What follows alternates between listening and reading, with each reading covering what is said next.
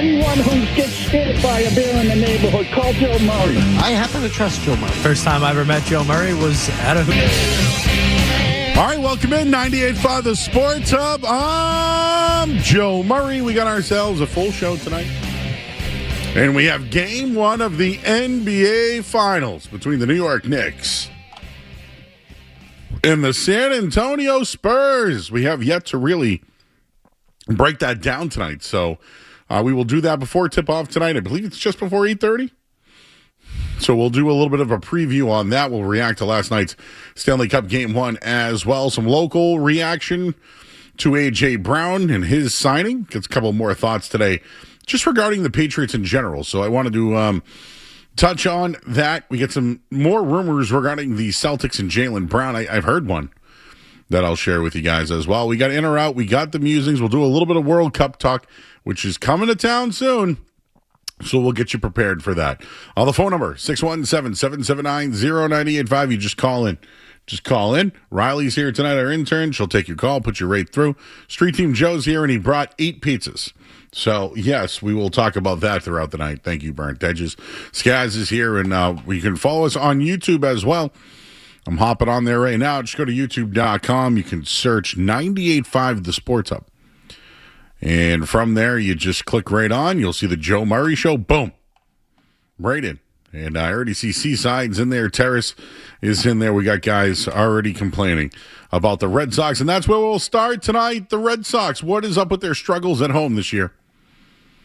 Problems at home. Now 9-20 on the season. And last night, Connolly Early pitched. They lost 4-2.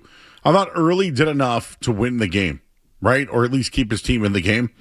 His home run numbers are starting to increase. That's a concern going forward, but overall, he's not the problem. They can't hit at home. They can't hit at home. They're now 9-20 on the season. It's one of their worst starts since 1936. Think about that, how bad of a start that is. But what is it? Is there something behind it? Are they distracted? Do they not have players built to hit at Fenway Park? Are there distractions? Other distractions when you're back home? Is it family? Is it too many people? Is it the media? Like, what is it? What exactly is it? And we'll let you hear some audio coming up in just a little bit, but the Red Sox fell to 9-20. It's literally their worst home record in 94 years. And a lot of quotes in this one. I was reading that Jen McCaffrey of The Athletic. Fenway Park has been anything but friendly for the Red Sox this year. The worst record through 29 games. I said 1936. It was 1932. We'll hear from Isaiah Kiner-Falefa coming up in a bit on the team's woes, but he said he is sick of it. It's like going back down a rabbit hole, he said. And what's upsetting is they just had a really good series against the American League Central leading team in Cleveland. They finally had a chance to kind of get into a rhythm and head back home. But they scored 18 runs the previous 2 games in Cleveland. Yet they could only get 2 last night. They had a Jarren Duran leadoff triple. Willie Abreu had a sac fly, like a 1-0 lead in there. They couldn't hold on. The Orioles tagged him for a couple home runs. Pete Alonso had one of those as well. But they just can't hit at home. And we'll let you hear what Isaiah Kiner-Falefa said. He actually spoke again today. But he said, I just feel like on the road, we're a very close-knit team. We've come home and there's just a lot of people around. It's just a lot different vibe at home. We got to go, we got to figure it out.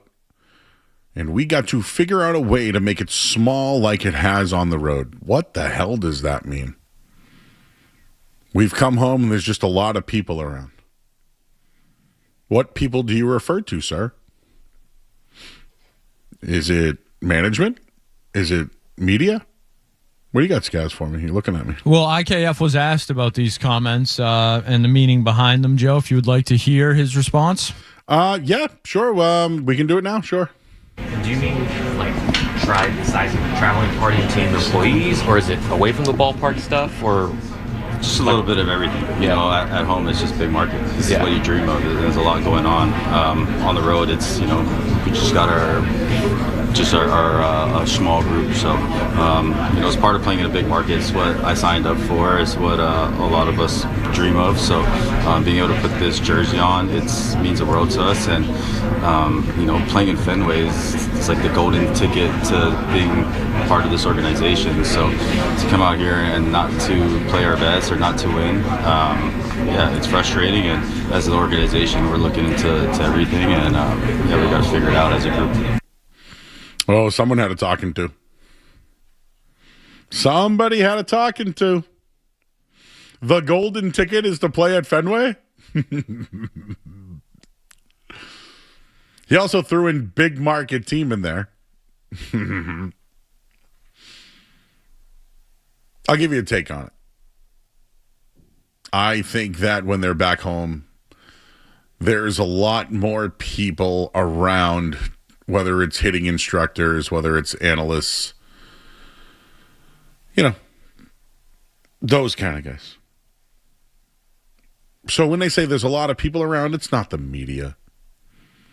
Could these young guys be bringing, you know, family? Could they be, I don't know, going out? All those things could be true. They all could be true. But there's a lot of people around. What do you mean by that? And the only thing I can think of is there's a lot of people in the ears of others. There's a lot of people with the hands on. There's a lot of new people around with all the coaching moves that they've made. There's a lot of people in people's ears, is what it sounds like to me. I don't have a source on it, but these analytic guys, they don't go on the road. So when these guys come back, they're constantly working on things, I bet. There's a lot of people trying to change things. Hey, this is the approach today. Hey, I mean, how many guys have you seen change their stance in the last 2 weeks? And by the way, Jaron Duran has a 10-game hitting streak now after changing his stance. And Caleb Durbin has a hit streak going after changing his stance. So maybe there's a lot of people around. IKF sees it and is just calling it out. But I'm not letting all that off the hook. Like, some of these young guys don't know how to win. They don't know how to be big leaguers. That's on them. They give them their contracts early on. They don't learn the hard way. There's not a lot of veterans to lean on personally. That's part of it too. I know that there's photos of guys out at restaurants and out with other people. I don't care about that. People go out. I don't care about that. But the lack of veteran leadership on this team and the fact that they feel like when they're on the road, they're more of a close-knit group and can work together, sounds like there's a lot of cooks in the kitchen at Fenway Park. There's a lot of cooks in the kitchen. And I don't know who is serving up dinner anymore. And I think IKF is in the same position. I don't think he knows who's cooking and who the chef is over at Fenway. We'll leave it at that at 617-779-0985. I do want to dig deeper into the story Jim McCaffrey wrote. Also, we just heard from IKF. Chad Tracy also spoke, Scaz. Maybe we can find that audio as well. I'll let you hear what he said. We got a lot going on. World Cup action. Game 1 of the NBA Finals is about to get underway. We had game 1 of the Stanley Cup final last night. Red Sox and Orioles currently on right now. A.J. Brown is a Patriot. Is it the biggest acquisition for a trade here in New England? We did a social the other night. What was your favorite? Feel like we could take those calls as well. In or out, the musings. We got it all tonight. I'm Joe Murray. You're listening to 98.5 The Sports Hub. More Joe Murray coming up on The Sports Hub.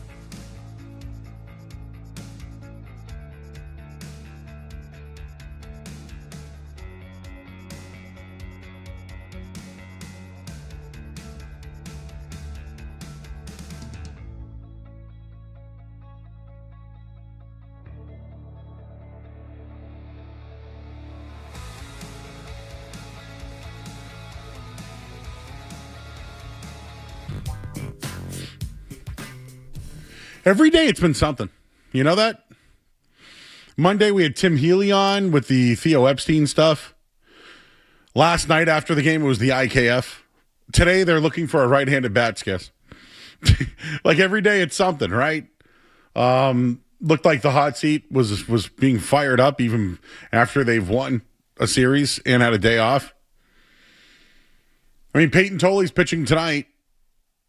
This record at home is getting out of control here. This should be a conversation. All right, so Flex, I had a chance to talk to John Valentin earlier today. And he told me. Is that a flex? That was a flex. I love John Valentin. Was one of my favorite players. Did you know John Valentin was one of the only players and is the only player in MLB history to have an unassisted triple play, hit 3 home runs in one game and hit for a cycle. He's the only player in history. I know, big. I just got a bunch of eye rolls. But you know what? That guy batted .279 for his career, and he told me flat out today he hit better at Fenway than he did on the road. And he talked about, really what's the biggest thing is he thinks it's failure. He thinks failure is the reason why everybody's struggling. And maybe they see ghosts. I don't know. Do they see the ghost of Babe Ruth? Do they see the ghost of David Ortiz in there? Do they see the ghost of Dustin Pedroia? How about this? David Ortiz, who did talk to John Henry this week and mentioned that John Henry was worried about the direction of the organization. David Ortiz also doesn't have a relationship with one guy in that room. David Ortiz said that Rafael Devers didn't even talk to him. There's a lot of issues when it comes to communication and leadership with the Red Sox. That's just it. That's what it is. Communication, leadership. They want to get a buffer for the way that Craig Breslow speaks, yet they think that Chad Tracy's the guy that can actually talk. What a problem that is. The manager can talk, the GM can't. There was a lot going on this week. Oh, by the way, did you hear last night? Garrett Crochet's got inflammation again. Oh, did you hear today? Roman Anthony still can't swing a bat, and they're not going to do any x-rays. What the hell's going on? Every day this week, it's something. It's getting hotter. And I believe what Valentin said to me earlier today, pressure, failure.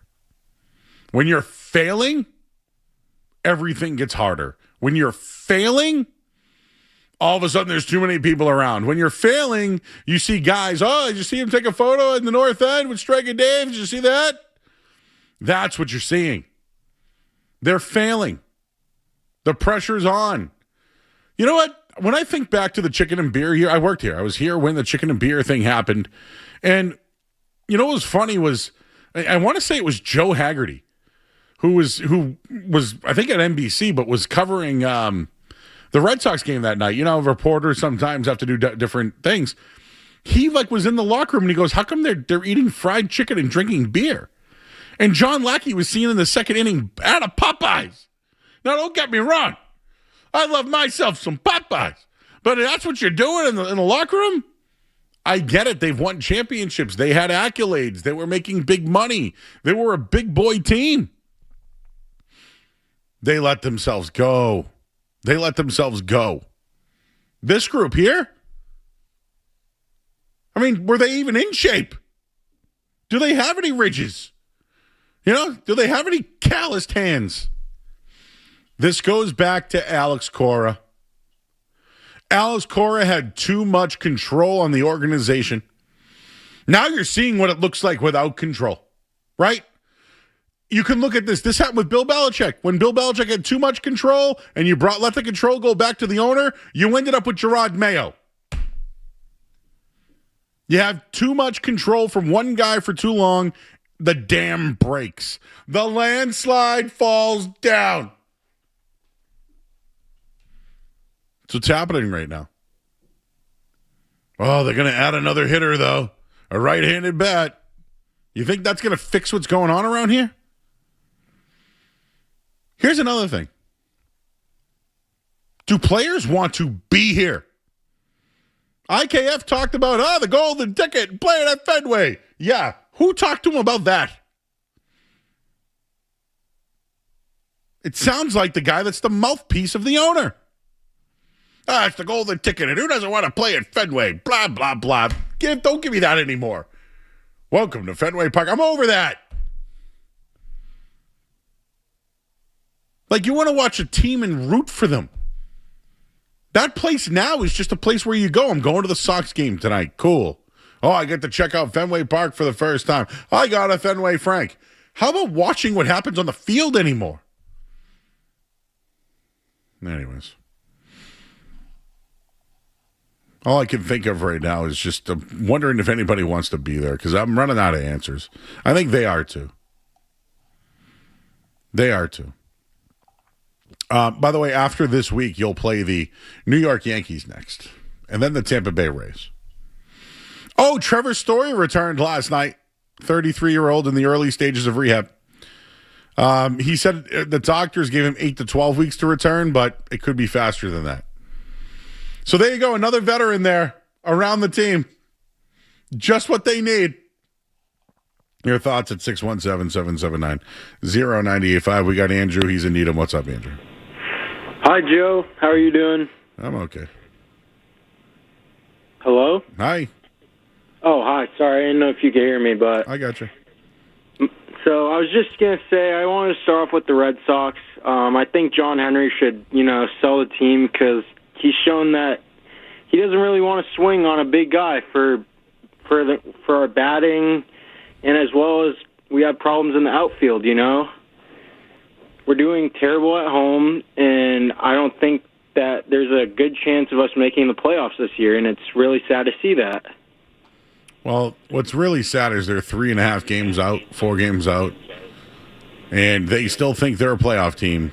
Yet they have a lot of things to fix, my man. Yeah, it's unfortunate because it all starts with the ownership. It starts with Breslow wanting to spend money and fix all the holes that we have in this team, and unfortunately, it just doesn't seem like he wants to do that.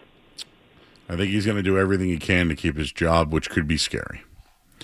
So, guys, I don't know if you've heard about this, but today Craig Breslow said that he is interested in adding a right-handed bat and is open to the idea of potentially taking on a bad contract in order to add to the Red Sox offense. Yet wouldn't do it with Bregman or these other guys. I've heard a name. I have no sources. I am not a reporter. But I've heard a name, guys. Do you want to hear it? I don't know if I don't know, Joe. Do I want to hear it? I don't know if it's going to excite you. He has played in the AL East before. And he's a right-handed hitter. I assume they would just it would offset a couple of moves. It's not an outfielder.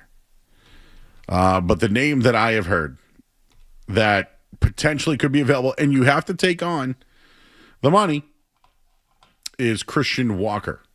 That's the guy that I've heard that they've been interested in. He's been playing first base, I believe. And he's on Houston this year. He's with Arizona. 2 years ago? He hit 20. He's hit 25 home runs or more the last 1, 2, 3, 4, 5 years. He's had 16 this year. I don't have his contract in front of me, but he would be a first baseman or a DH, guess. They would be able to basically platoon Wilson and this guy, Walker.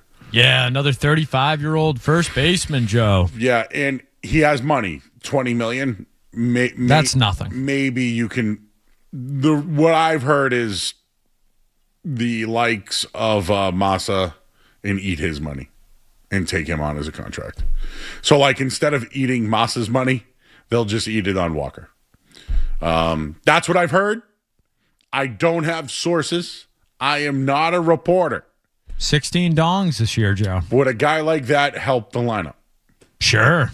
Because you can get him and Contreras in at the same night. Yeah, that would be awesome. And then you don't have to play that whole left outfield thing. Might not need 3 catchers anymore either. But if this team sucks. Who cares? If you had him, yeah, who cares? And you had Romy Gonzalez, yeah, sick, awesome. Romy Gonzalez stinks. Christian Walker, you want me to be fired about Christian Walker?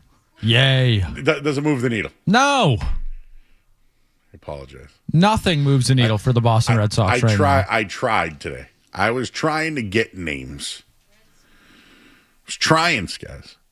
They suck, Joe. Another guy thrown out at home tonight. Oh, well, all right. Let's extend that lead. So somebody has. I get emails. People do email me. I don't love emails, but if they're not a lot of the emails, I can handle them. And somebody emailed me, idiot. It says idiot third base coach. Should I open it? Please. For the 11th time this year, a Red Sox base runner gets thrown out at home plate with less than 2 outs.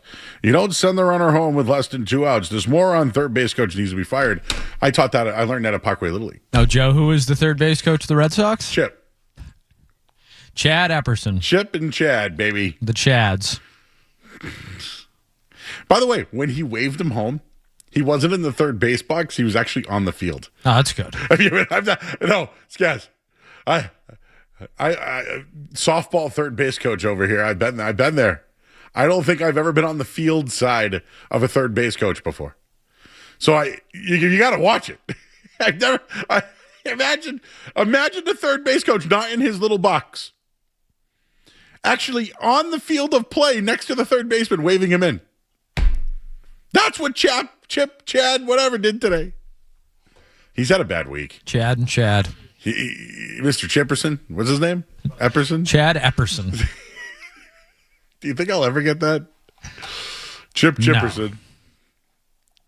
Chipperson over there. Sounds like one of those like all natural soaps or something. Dr. Epperson's toothpaste or something. I'm out on the Chads, both of them.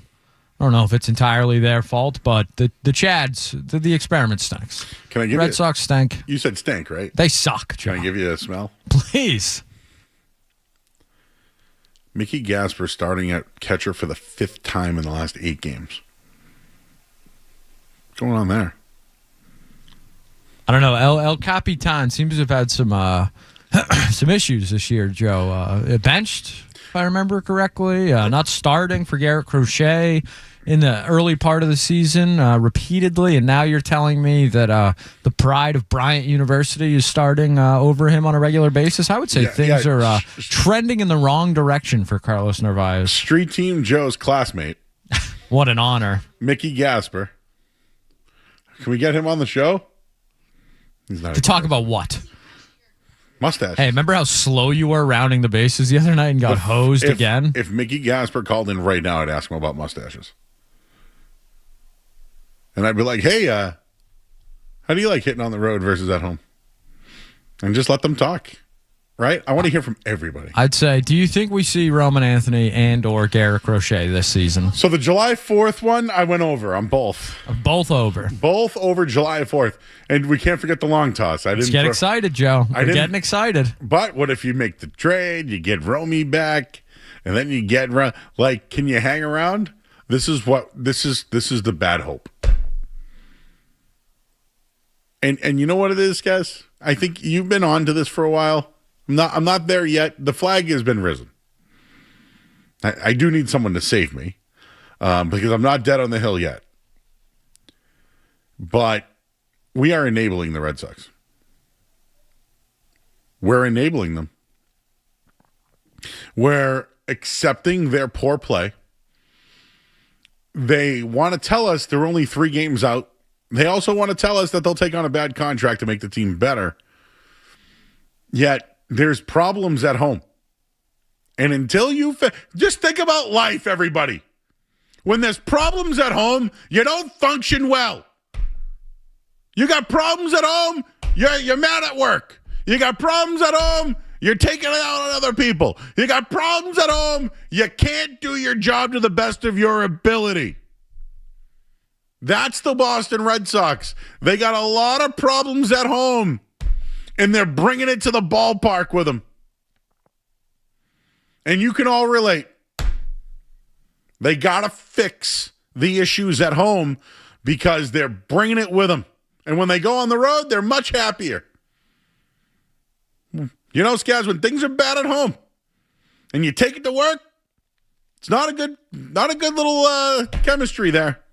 No. It's not a good mix. I would say that's bad. You crap where you eat. It's not good. But they can't even do it at home.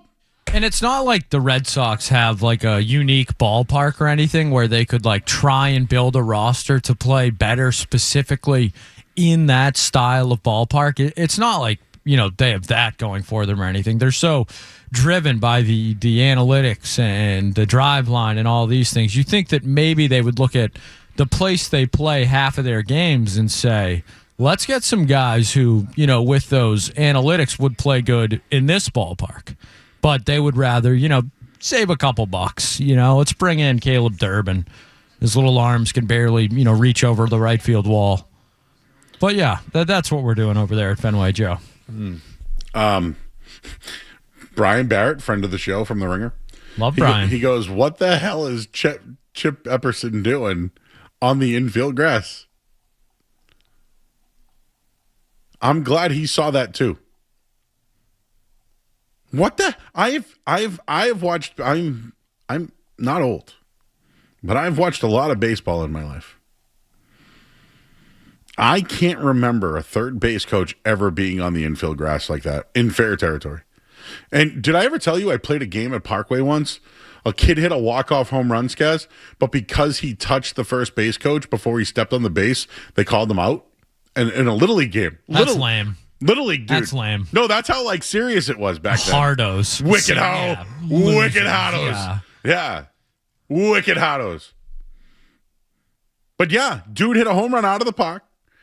And he touched the first base coach. Is that a rule? Like you can't touch the first base coach without touching the bag? I can't remember what it was. Happened though. Kid was devastated. Imagine doing that to an 11-year-old. Told you about my other buddy that came into a game with the bases loaded. First time ever, 9 years old. Walked the first guy, walked in a run. Coach came out, threw the ball over the fence. Yeah, you might have met the kid I told you the story to, but hey, true story. So listen, I've seen a lot of ball in my life. It's not a flex. I've never seen the third base coach on the field. By the way, Wilyer Abreu giveth or taketh, then giveth. Has now went deep up 3-0. So he made up for the run out at home. Well, there's the Wally head. I expect a nice clean inning from Peyton Tolley here after this. Oh, you do? No. Tolley's been great. What's his record, Joe? What's their record? It's 0-7 when he starts. Yeah, how's that? Is that good? It's 2-something overall. He's good. Tolley? Is 0-7 good, though? No. I'm just asking. No, it's not good. I'll never forget that happened. That kid, I'll never forget that. What did Jake play Bill Ricca baseball? Did you play Bill Ricca baseball? Have you ever seen a third base coach on the fair side of the field? No. See? Never.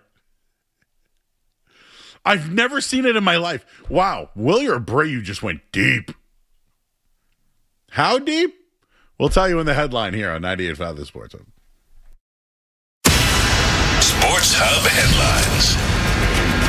Red Sox up 3-0 right now over at Fenway Park. They got a home run from Wilyer Abreu. Jarren Duran now has a 10-game hitting streak. Caleb Durbin, 6-game hitting streak. Wilyer Abreu thrown out at home would have been 2-0, but instead he had a home run to make up for that.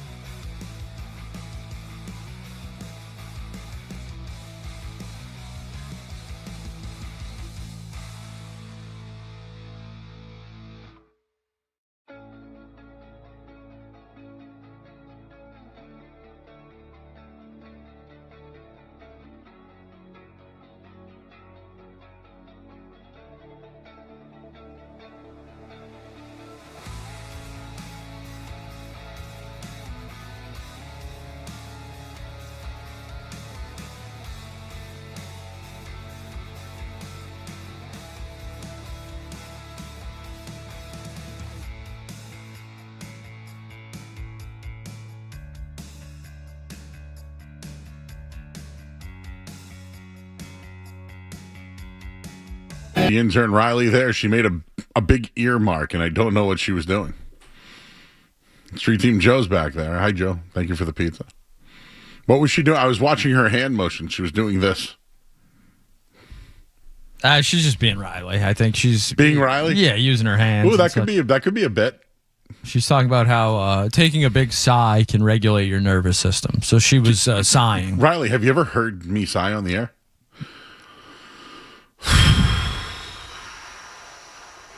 Did you know Nirvana on the Unplugged was the last live appearance they ever did? In the song "My Girl" by was it Leadbelly? He goes the hole, and he goes not through. People say that was his last. In guess. The pines, yeah. In the pines, where the sun don't ever shine. I would shiver. That's a great. I'm not singing song. anymore. He's dead already. Yeah. Poor Peebo. Does Riley know about this? Yeah, she's been made aware of what you've done, Joe. I told you Beetle was going to talk about it. I heard him today. I mean, Peebo deserves the recognition. He got the recognition, and then he was made aware by Kevin Jury, thank you, that I've killed him. Naturally. And Zoe thinks that our station is now just killing everybody. We might need like an alert sounder, like when we're talking about somebody, like, dude, be careful, be careful. We got to think about that.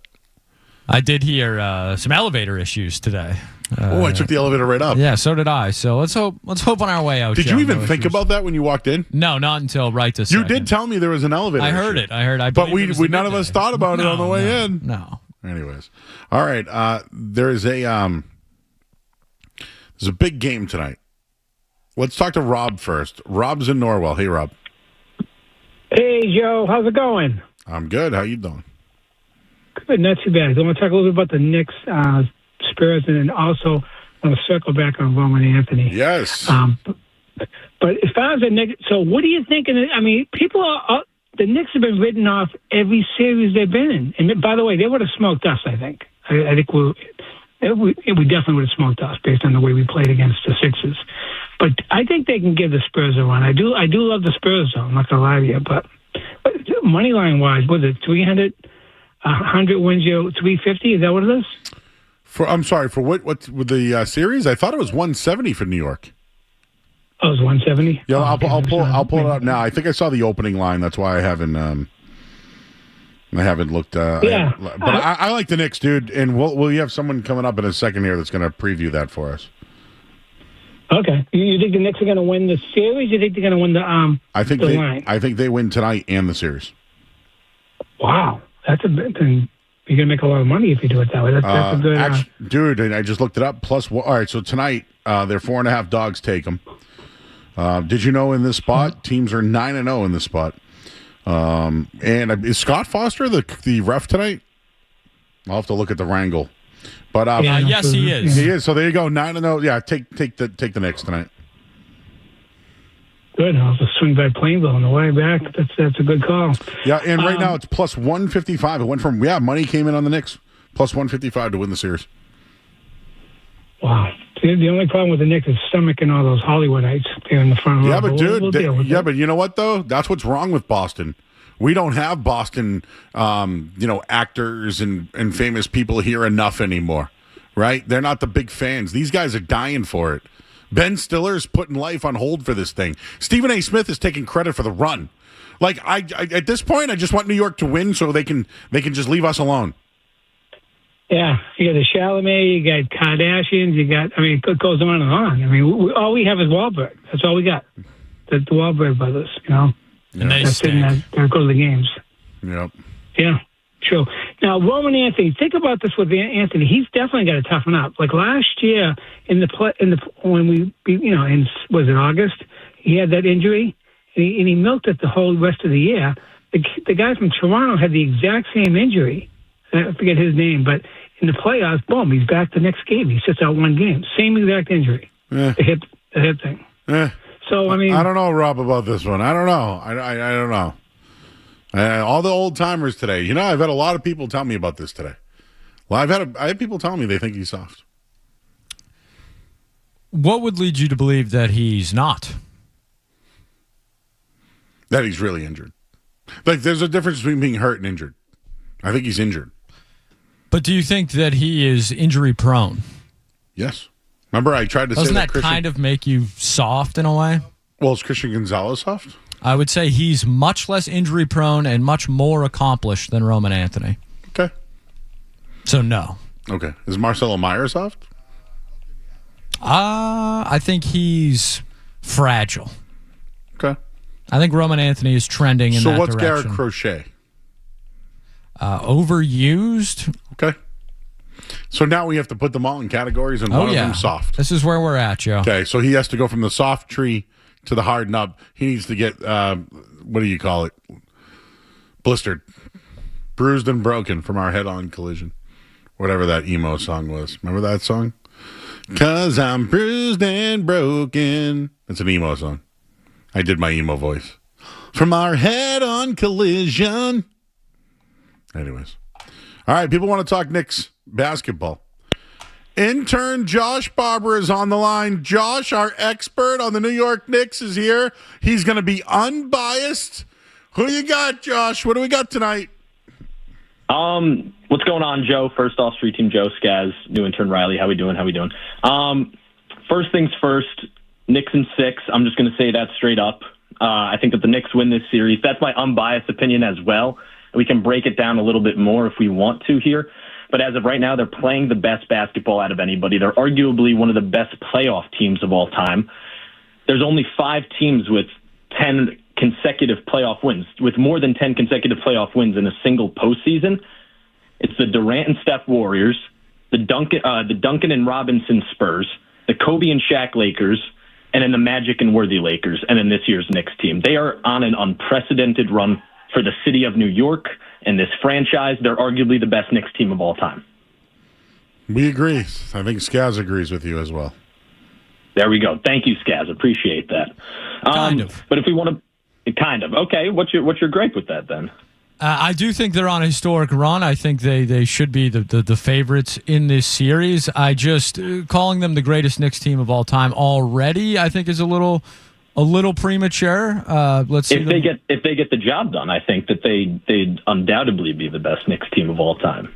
Can I give you a one thing too? The Knicks' average age is actually younger than the San Antonio Spurs, if you believe that or not. I do not, but that's incredible. I didn't know that. Thank you, Scott.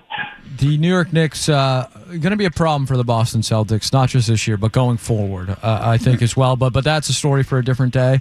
The Wemby factor. How are you stopping Wemby, Josh? Here we go. I talked to Josh earlier. We need to make a graphic for this one. What do you got? What do you got tonight? Joe's been wanting to hear this one. Okay, so there's no such thing as a Wemby stopper. I'm just going to say that first and foremost. I think that this guy is incredible. Future face of the league, possibly the future GOAT of the league. I'm just putting that out there right now. That is the trajectory that this guy is on. Currently not a Wemby stopper in the league. But there are Wemby limiters in that sense. So I got a little statistic for you to back it up. Yes, hang on, Wemby real quick. limiters. The Wemby limiter. You got that one, guys? So just Street Team Joe, just in case you need to make a graphic, might have to credit Josh for that. Wemby limiter. He's a Wemby limiter. Wemby limiter. Let's see how much he limits him tonight. All right, go ahead. Keep going. All right, Mitchell Robinson and OG Anunoby are those two guys. More so, Mitchell Robinson, when the Knicks are on offense, he's a fantastic offensive rebounder. He's physical. He's heavier than Wemby as well. He's great at boxing him out. That's on film. OG Anunoby is a different story because OG is going to be on Wemby primarily when the Knicks are on defense. And this is where it gets interesting. I got a little statistic to back this up. So since Wemby was drafted, there have been 20 players who have guarded him for at least 100 half-court matchups. The player that Wemby has scored the fewest points per 100 matchups against is OG Anunoby. Ooh. So this is going to be a nightmare matchup, in my opinion, for Victor Wembanyama until he can figure him out in this series. I think you had another betting note that you were telling me about teams off of Game 7. I do, Joe. So teams coming off of a Game 7 are 4-20 when they are going against a team coming off of a sweep. So the stats are not in favor of the San Antonio Spurs, if you are going to bet tonight, bet on the New York Knicks and bet on them to win the entire series as well. It's going to be Knicks in 6. They're going to win it at home in Game 6, and I'll be down there in New York celebrating. Yeah, you good? You feeling good about it? Like, is this the most excited you've been? I mean, you covered a Celtics championship. Yeah, and I mean, I did cover the Celtics championship. This is different. This is a team where I've been through pain and suffering the majority of my life with this team. I had to watch like guys like Damian Dotson and Cle Anthony Early and Alonzo Trier. I thought Lou Amundsen was going to pan out at one point. He did not. Me and my dad, we used to sit nightly basis and think Aaron Aflalo was going to be a good second option to Carmelo Anthony. That's right. Like, this is like, we've been through dark times. And listen, I'm a Miami Hurricanes college football fan. I've been a fan of them since I was 10 because UConn football's terrible. I'm a UConn Huskies basketball fan. I've been in 2 national championships this year as a fan. Lost both of them. I need this right now, Joe. Like, I need this for my sports sanity. And you know what? I actually want the Yankees. I want New York fans to get this one. And I think Brunson will be the MVP and will be the star. He's if he can get this done, he's arguably the greatest Knick of all time. And this is another debate that we could get into. Not going to get into it today. He's already done more for the city and is a better Knick than Carmelo Anthony, without a doubt in my mind. Street Team Joe is outside the studio right now, shaking his head that you and I are both picking the New York Knicks. Street Team Joe's like a big green teamer. So is Skaz. So are you. But I mean, at the same time, you got to think logically. I'm not. Yes, you are, Joe. I'm not. Yeah, I mean, come on. Yeah, are you kidding me? You're leading the brigade 2024. Because I was right.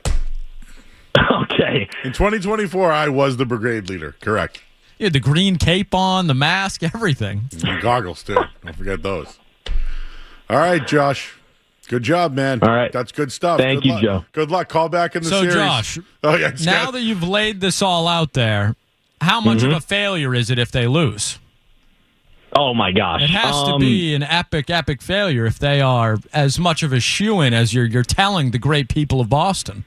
This has to be an epic collapse. They're going to drop 2 games. I'm not saying that it's an absolute shoo-in where they're going to sweep. It's absolutely going to be a little bit of a grind. They're going to drop 2 games, but when push comes to shove, they are the better team, and they will win in 6 games. Okay. If they fail, it's an absolute travesty, and I'm going to be heartbroken, and it's going to hurt me for a long, long time. You bringing Thibs back if they fail? Absolutely not. I actually said this last year. So we fired him. I say we. They fired him 1 year ago today, and now a year later, 365 days later, it's the first game of the NBA Finals. But he's a culture builder and a ceiling raiser. He's not necessarily a championship winner. Okay, Josh. Call back in during the series. All right. Thank you, Joe. Thanks, guys. Intern Josh. Hey, Riley, you'll appreciate this. Our intern, Riley. We have had Josh was here when the Celtics won the championship.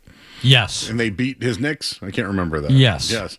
So Josh was here. Then the next year, Bryson was one of our interns. He covered the Oklahoma City Thunder when they won a championship.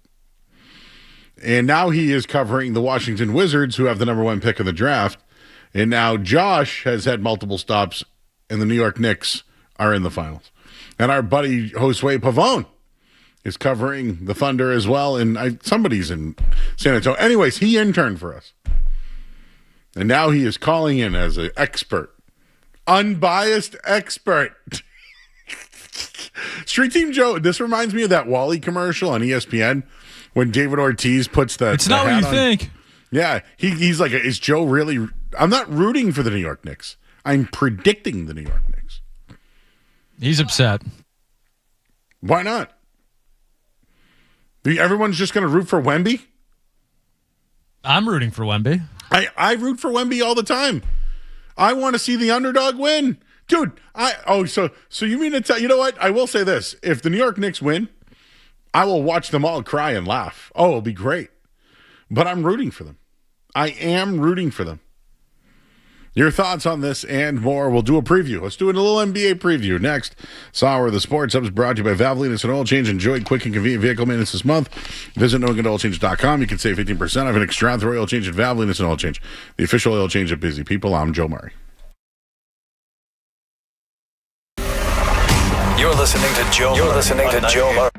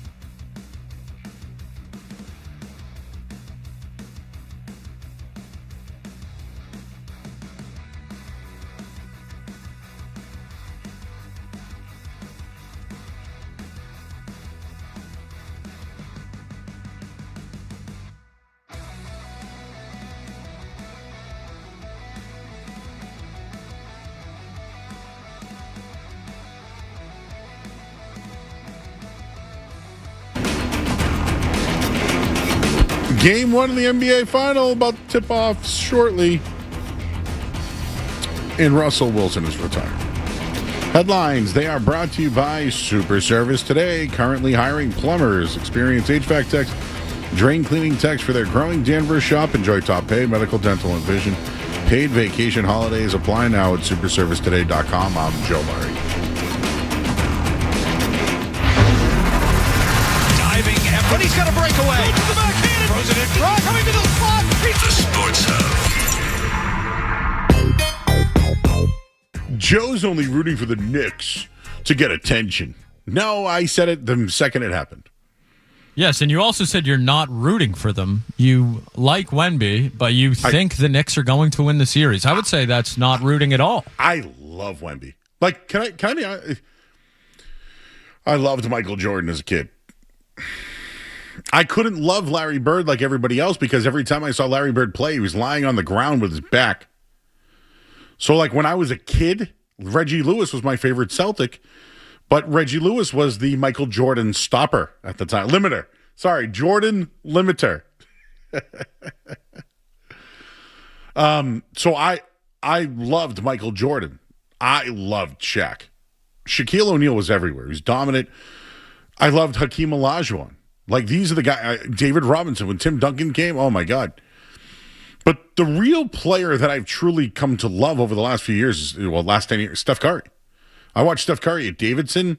He changed the game. He actually almost might have ruined the game if you really want to think about it with all the three-point shooting that's happening. But his size and ability and all that has changed the game.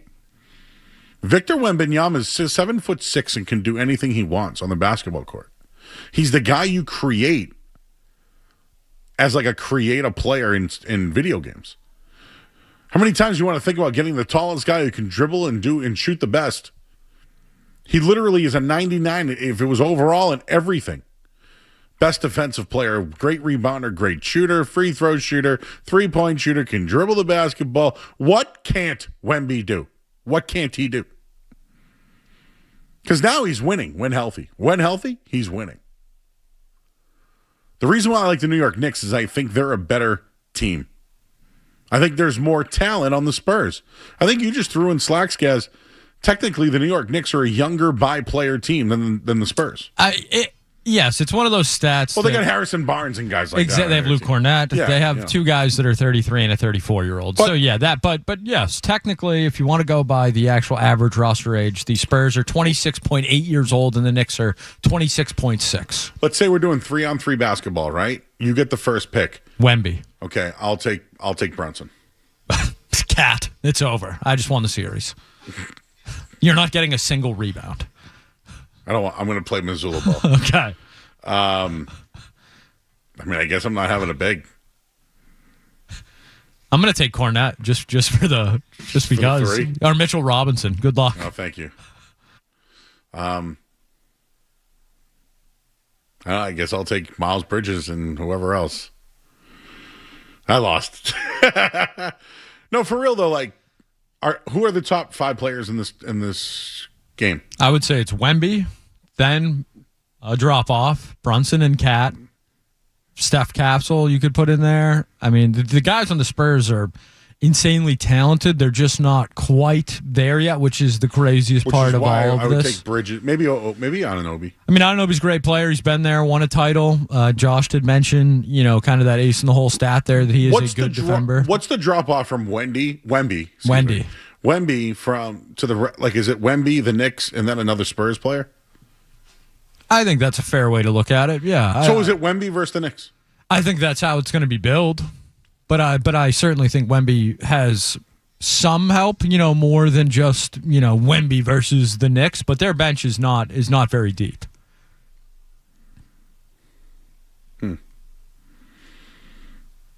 Who's got the better bench? I think the New York Knicks do. Me too. Yeah. Who's got the better coach? Neither. No, I think Mitch Johnson's fine, and what I like about Mitch is he's working with the young guys. I think it's Wemby's team. And Pop still seems to be kind of shadow running everything. So I guess I would give the nod to the Spurs. I really thought that how they handled OKC, and obviously, Wemby has a personal vendetta against Chet Holmgren. That helped, but I thought they really did a good job with SGA and with Chet in that series. The Brunson Bridges Hart thing is real to me. The Nova boys, you're saying? Yeah, the Nova Knicks. Yes. I think it's real. I think that the New York Knicks were put together when people doubted them. They doubted the moves. They hate their owner. They think the GM's an idiot. I think Karl Anthony Towns also was like really almost laughed at times, like with the Jimmy Butler. And give me Karl Anthony Towns over Jimmy Butler 10 times out of 10. Wouldn't have said that a few years ago. I mean, at least Karl Anthony Towns, doesn't, quit in the regular season and takes time off. No, he like even Embiid, right? When he wants to play, he's one of the best players in the league. Yeah, congrats to Jimmy Butler for playing once his team is already an 8 seed. Yes. Yeah. We'll see what Towns can do. What did Josh call him again? The guy with the broken pinky? Mitchell Robinson. Mitchell Robinson, who can't shoot free throws. No, even with a good pinky. Who has been better. I'll give him that. He's an impact player. He's he's an offensive rebound machine. He's an impact player. Can he be the Wemby limiter? He can hack him. Let's see how Wemby handles that. Is Towns going to cover Wemby? I think it's going to be OG and Mitchell for the most part. But yeah, Towns will get switched on to him. And I don't think it's a horrible matchup for Towns. I don't think it's a good matchup for anybody. Maybe Evan Mobley's a guy who's kind of equipped to cover Wemby. But even then, good luck. So Wemby's going to get his. It's about, Castle and Harper and, the rest of the guys on that roster. I just think the New York Knicks are on one right now. This guy's every year, we've seen a new champion. I don't think the Spurs are going anywhere, and I'm not doing that Oklahoma City, look what they got their young talent, or the Celtics with their young talent. Because when we do say that, it doesn't happen.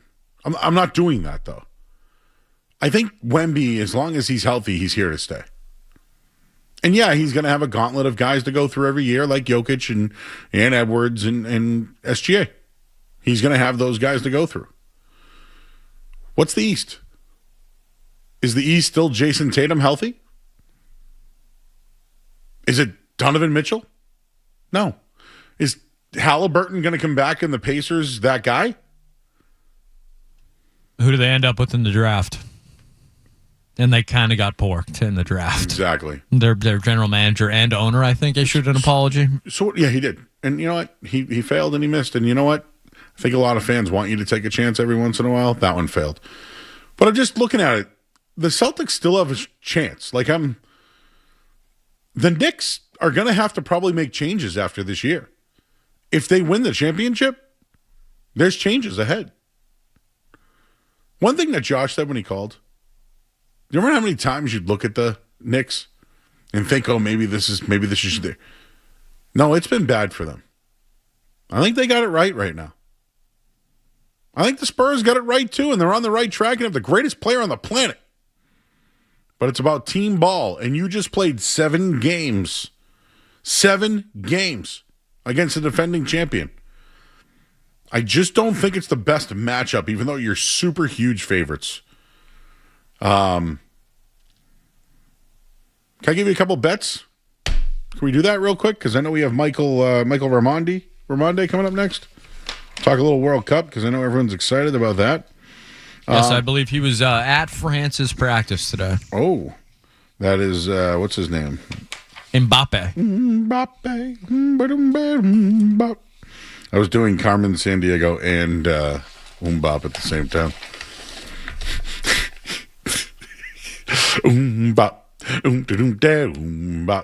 Does Riley know what Where in the World is Carmen Sandiego? Does she know what that is?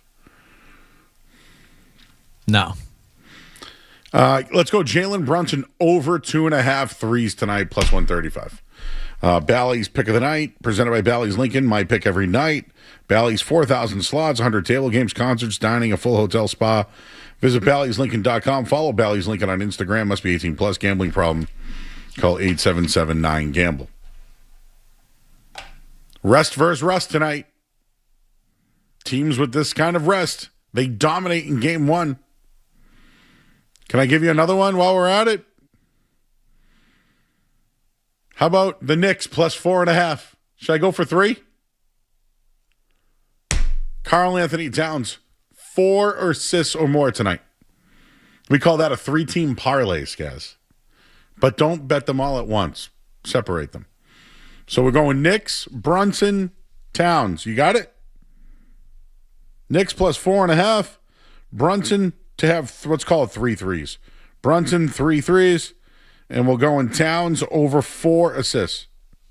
Of course, Bally's Pick of the Night. Brought to you by Bally's Lincoln. All right, the World Cup's coming, everybody. You ready? I saw Brazil landed. France is there at July 10th? Nah, not yet. They're here next week. My apologies. But he will be there. Well, I was there, too, on Zoom, watching the Zooms. The World Cup... Uh-oh. What happened? Oh, Wilson Contreras punched the second base bag. You ever punch a bag before? I think so, maybe.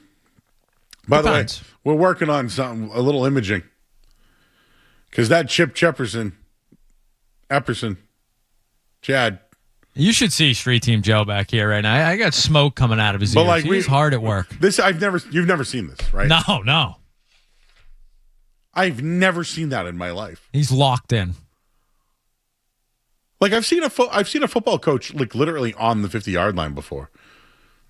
Like I've seen a coach like talking to the refs don't see the coach, but he's like literally on the field. I've seen that in high school more than some college. Sometimes in college. A Mike Tomlin-esque. Oh yeah, with the old Tripsky.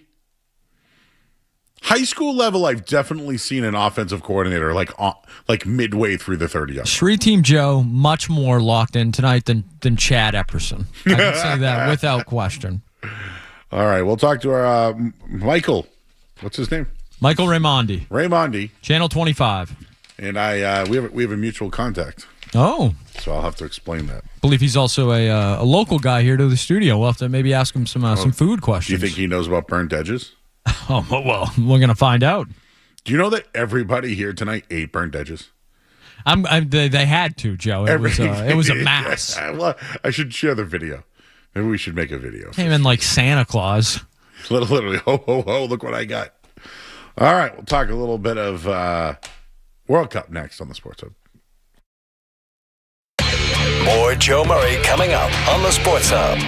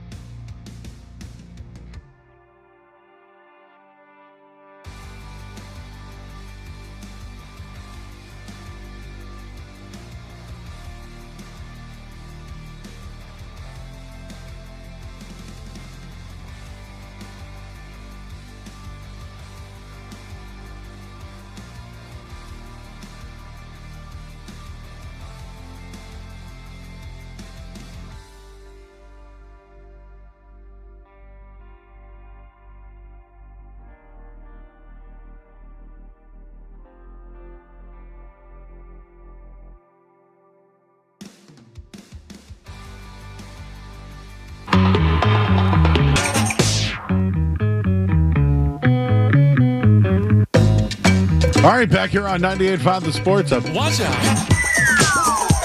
Putting everybody to work tonight. We got Street Team Joe doing graphics. We got Riley doing video. Ready? 1, 2, 3. Well, there's a lot going on. The NBA Finals are about to tip off. Red Sox in action right now over at Fenway. They're up 6-0, so you got nothing to worry about. Make all your attention right here on 98.5 The Sports Up. You don't have to go anywhere else, because joining us right now on 98.5 The Sports Up, he is from Boston 25. It's Michael Raimondi. He joins us here on The Sports Up. Hello, Michael. How are you, sir? Good, man. I'm good. I'm sorry. I didn't realize you were on the phone there. So how did I say your name right? Raimondi? Yep, you nailed it. Raimondi. Boom. And I hear you're Portuguese. Yes, my grandfather did grow up in Portugal, so I got some Portuguese roots, some Italian roots, a little bit of a mutt over here. Who are you rooting for? Oh, in the World Cup, we want the big three. We want Portugal. We want the U.S. I would typically like to root for Italy, but they are an absolute disaster at the moment. So we're rooting for Portugal and the U.S. All right. Before we get into the World Cup, you and I have a mutual friend. Oh, yeah? He is your tribal chief. He's Scott Isaacs of Boston 25. That's funny. Is he your boss? Yeah, he is my boss. So how is that your mutual friend? We are part of the Kowloon crew, and we have traveled together to many, many events of wrestling over the years. Oh, that's really funny. My brother-in-law has been drilling me. He's trying to get me to go to the Kowloon, and we've been everywhere else over there lately, and I got to get back there. Well, what are you waiting for? Got to wait for the time to link up, Joe. Yeah, I'll be there Sunday. Oh, yeah, Prince Pizza's across the street. Yeah, I live on the North Shore now, so I have conquered the North Shore. That's great. We're having our baby shower at Prince Pizza next month. Oh, nice. Excellent breadsticks right there. And it might be even a comedy show there for all you know. But yes, I'll be at the Kowloon Sunday because Will Campbell will be there of the Patriots, and so won't Tim Thomas, former Boston Bruin, who will be joining the show on Friday night. Oh, that's legit, dude. So I guess you're like the warm-up act. Yeah, we'll call it that. I mean, where are you at in the World Cup, Joe? I mean, I feel like the fever is finally starting to hit it here with the Celtics and Bruins playoffs being over now. I feel like people are finally starting to come around to this. Well, you're the expert. I just bet on it. That's what I love to do.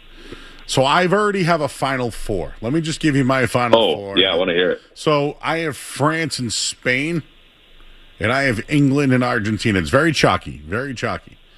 But years ago, I did take Croatia, and it was a huge win for me. So I like to take the dogs every once in a while. But dude, right now, I'm a France guy. I think if Spain beats France, they're winning the whole thing. Yeah, I would say whoever beats France en route to the final has a very good shot to beat whoever ends up on that other end, no doubt. I think France is probably the best team on paper. Their second team could be a top 5 team in the world. But anyone you picked in that Final Four has a good shot. I think Argentina, probably not their year coming off the defending champs. They are a little bit older and weak in some spots for an elite team. And obviously I have my bias with Portugal, but this is the best Portugal team that Cristiano Ronaldo has ever played around. So I think they have a legitimate shot to go far. They also won the Nations League last summer, which is basically a Euro Cup, Portugal, that is. So I think those four, you add in Portugal, there's your top 5. So who's a sleeper? Who's a team that could come out of nowhere? And I guess we should introduce to our audience who will be playing at Boston Stadium this year. Yeah, so we let's start there because I think that's going to bring in a lot of people to really care about the games that are happening, down in Foxborough. So we kick off next weekend. Saturday's the first game. It's a 9:00 kickoff, so it's a little bit late. That's Haiti and Scotland. Both of those countries, we have big populations here in the Boston area, so there'll be a lot of people excited for that. Then a few days later, Iraq, Norway. Norway is Erling Haaland, one of the best strikers in the Premier League. Scotland and Morocco is the third game. Morocco went to the final of a World Cup not too long ago. England's Ghana. And then my pick for the best group stage game is the final one at Gillette, which is Norway and France. Obviously, France are nasty, and then you get Mbappe versus Erling Haaland, two of the premier strikers in the world right now. Talk about that for a second. Two of the biggest names in the game, right? Mbappe, obviously, he was there here recently, right? And you just think about these names. So I'm a card guy. I like to break cards. And when it's soccer, I get in on it because I'm like, all right, well, I don't really know these guys, so let's get in there. But name some of these star players that people will be able to see at Boston Stadium, which they're calling it Gillette Stadium, Boston Stadium. But, I mean, Mbappe is the big name. You mentioned Haaland. Like, who are some of the other names that people will see that are some big-time stars? Yeah, for sure. And I guess Google Maps has already switched Gillette Stadium over to Boston Stadium. So that's officially what it's going to be known for a little while here. So France has so many other just nasty players. The Ballon d'Or winner last year, Ousmane Dembele, is on that team. Ryan Cherky, who's had a great season for Manchester City. And then you look at the England squad. England also has such a deep team that some of the guys they left off the roster are guys you would expect to start pretty much for any other nation in the world. Harry Kane, who's scored a load of goals this year over in Germany playing for Bayern Munich. So he's certainly another great striker you're going to see on the pitch at Gillette Stadium. And then a local tie here for the Haiti team. That'll be the first game next Saturday. Franzi Perot, who played at Melrose High School for a couple of years before going on to play 1 year at Northeastern, is one of their best players. He's a striker. He's third all time in goals for Haiti, and he has a local tie here. That's I did not know that. Good to know on that one. Skaz is kind of the footy expert here on the show. I just bet on all the games, but he knows more. What do you got, Skaz? Yeah, well, you just mentioned the local ties there. So, yeah, just a couple, U.S. men's national questions, local guys. Miles Robinson seems like obviously he's going to be a big part of this team. Matt Freese played at Harvard. I think he's the starting goalie. I know some Rebs fans may still be petitioning for Matt Turner. Who do you think will be, Poch's goalie going into this thing? And also, what do you have expectations for Miles Robinson and just the U.S. men's national team in general? Yeah, for sure. I'll start with the goalie because I think that's a big conversation around here because of Matt Turner, like you mentioned. I think Pochettino has made it clear that Matt Freese is his guy and will start in net. I think we will really determine that this weekend in their friendly against Germany. If Freese starts and plays the whole game, I think that's signed, sealed, and delivered. He is your U.S. men's starting goalie.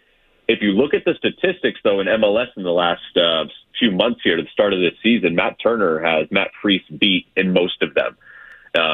So you can make the case that if you're talking, in soccer, they love to talk about the form you're in. Matt Turner maybe is in better form than Matt Freese, but it seems like Freese has done enough over the last 20 months with Pochettino running things that he's kind of gotten the nod from the gaffer. So I would say it would be unlikely at this point Turner plays, but we'll see how Saturday goes. And then, yes, Miles Robinson, Arlington native. I think he'll probably be a backup center or center defender. So we'll see if he gets some moments in the group stages, depending on how the first two games go for the U.S. He could definitely get some playing time. All right. So I'm reading some of the notes here. So did the United States team, they beat Senegal last weekend, but they're going to play a friendly against Germany? Is that true? Yeah. So they had a friendly against Senegal, which is a good point to kind of figure out where you're at. They're both similarly ranked in the FIFA rankings. So pretty much every nation is playing two friendlies before the World Cup gets going. So the U.S. already had that one against Senegal, and then they have Germany this weekend. And Germany's a team that's kind of flying under the radar, has a lot of good young talent. So that's also another good matchup for the U.S. to kind of see where they're at. Got something on that? Yeah, I just wanted to mention Senegal is a team that I think is a sleeper in this tournament a little bit. I think they're better than people think. And you mentioned Germany as well, a big sleeper. Me and Joe, talking, cards and stuff earlier today. I said Harry Kane's a guy who, never won anything. Obviously, that was kind of his story at Tottenham, and then he goes over to the Bayern over in the Munich in the Bundesliga, and he starts winning. He's scoring again. So I think Harry Kane and that Germany team are kind of a team to watch out for. I'm sorry, Harry Kane's English, obviously. My apologies, but the Germany team with Musiala and these guys, that's a team that I would be worried about. But Harry Kane, I think, is a big part of the English team. And me and Joe were talking about guys that could be difference makers in this tournament. I know he might be coming off the bench for England, but Harry Kane, do you think he's still, a big name and a guy that could maybe finally get England? You mentioned Ballon d'Or. If England takes that next step, I think he's seriously in the conversation with that, which is crazy to think of, where he was with Tottenham a few years ago. I think right now you can make the case that Harry Kane deserves the Ballon d'Or for this season with how far Munich's gone or Bayern's gone in some of these tournaments. They didn't win the Champions League. I think that would have really helped his case. But if you guys are looking for bets, Joe, if you're looking for like a golden boot, most goals scored in the World Cup, I think Harry Kane is one of your top options when it comes to placing a bet on who's going to score the most goals, because England in the last few major tournaments has made deep runs. They haven't gotten it done at the end of the day, but they're in the semifinals, they're in the finals, and so that means more opportunities to score goals. So I think he's definitely a guy that's going to perform and could be somebody to win you some money. All right, we're talking with Michael Raimondi. He's over at Boston 25. How do you know so much about soccer? It's just it came to me a little later in life, Joe. I played as a kid. I feel like a lot of New Englanders do, and then they transition out of soccer and go to football. But over the last few years, me, one of my best friends, and a few of our lifelong friends have just really started looking into ways to expand our horizons in sports. And so we're getting up on the mornings, weekend mornings, watching Premier League. And so when we're able to get to these tournaments, we have a little bit more of an understanding than back when I was a kid of some of these guys, the form they're in, and just what they've been doing recently with their clubs and how that can transition over when they represent their country. So you don't just do sports, like they'll send you on like a news assignment as well? Yeah. We do it all over there. Is the World Cup a news story for Boston 25?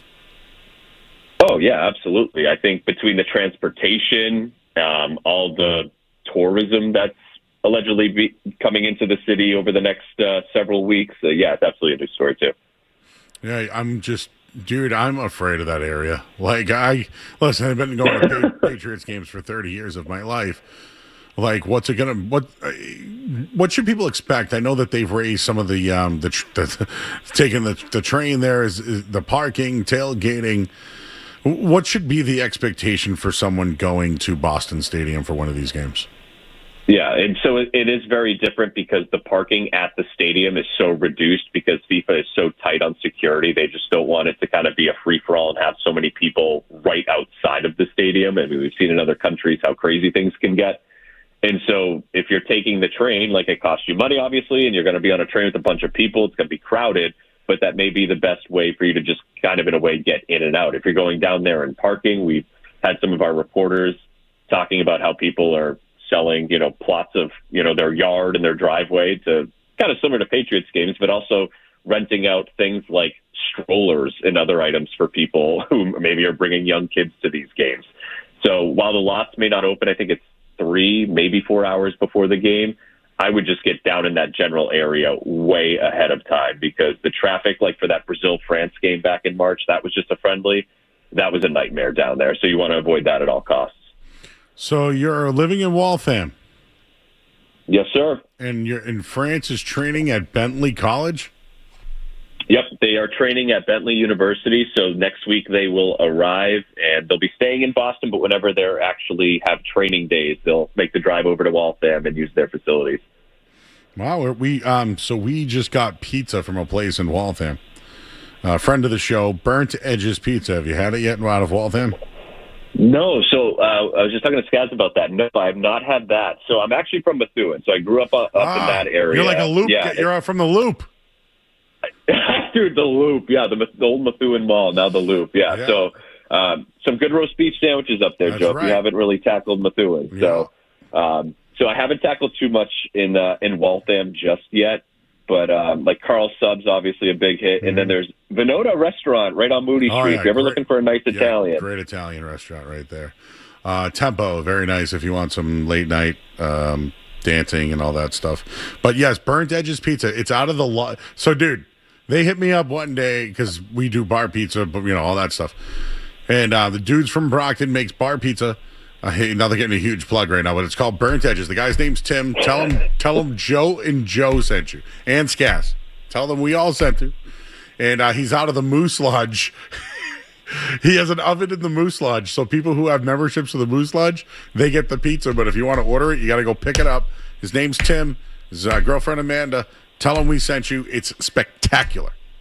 Okay, that is great to know. I'm making a note of that right now because it's always the hole-in-the-wall places that are always the best. So walking through the Moose Lodge, that's fine. There you go. And dude, Joe came in tonight with 8 pizzas. You'll see a video of it soon. And everybody ate. The show before us ate. Even the custodian ate tonight. Wow, good for you guys. I feel like you guys sometimes get, you're missing those lunches on the midday program. Right. So good for you for feeding the people. That's right. And again, this was Street Team Joe took it upon himself tonight, Skaz. He goes, I talked to Tim, I'm getting burnt edges. And I was like, all right, I'm not getting dinner then. Thank you. It was fantastic. You got anything else for us, Skaz? Yeah, I mean, Michael, he did mention he's a Portugal guy. Cristiano Ronaldo, potentially his last World Cup.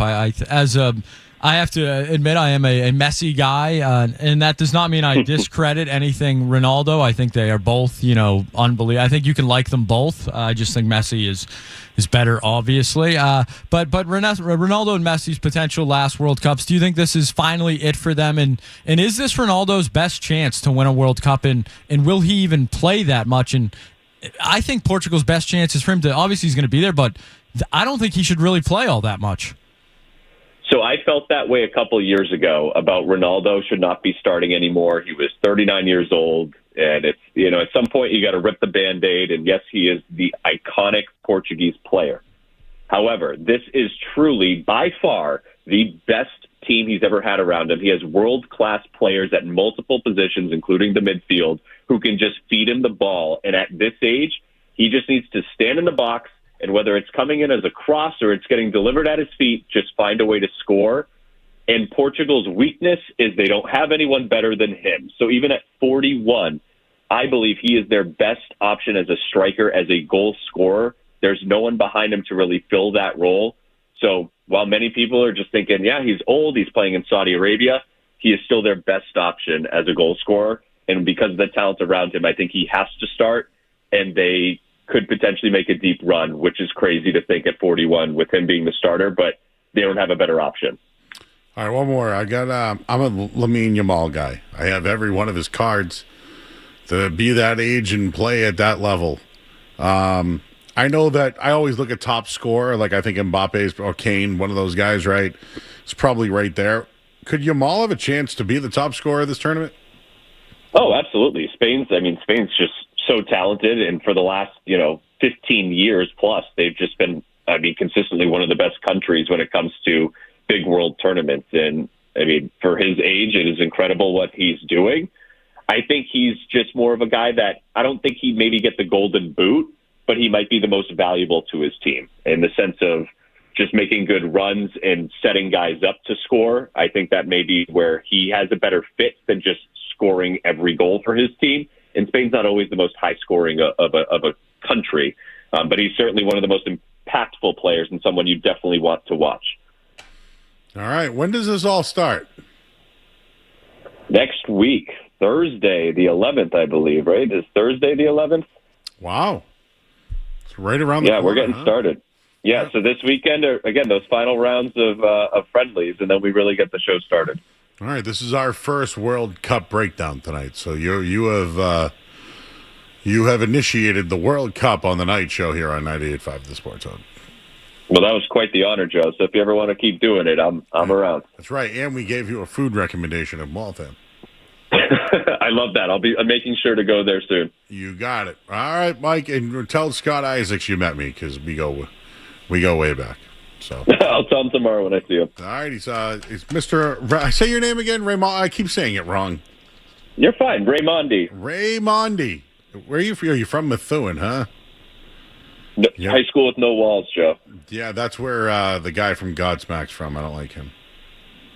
Oh, yeah, he's a big deal around those parts. I don't like him because Godsmack is an Alice in Chains band. It's the name of a song, and they took it as the name of their band, and I didn't like that. Oh, yeah, I don't know if I can go that deep cut on you. I don't know if I know that much about that topic. But I do love the Texas Roadhouse over there. Yep, we do have a good roadhouse. Many family dinners there, no doubt. And they got that butter with the biscuits there, the buttered biscuits. Oh, That's hard to resist. Those are very good. All right, Mr. Raimondi, thank you so much. We'll do it again during the World Cup, dude. Nice job. All right, thanks, man. Appreciate you. You got it. World Cup talk here on 98 Father Sports. A week away. Believe that? A week away. Leo on the World Cup sleepers. Hi, Leo. What's up, Joe? Can you give me a quick minute to give you 3 quick points right now? Yes. Last point is a question. I appreciate the Harry Kane talk because that's a good goal scorer, like a bet that you can make on. Plus but 700. I'm with you. Plus Yeah, 700. I'm with you on the Yamin Yamal, and this is why. He is a spokesperson for the new ball for the FIFA World Cup.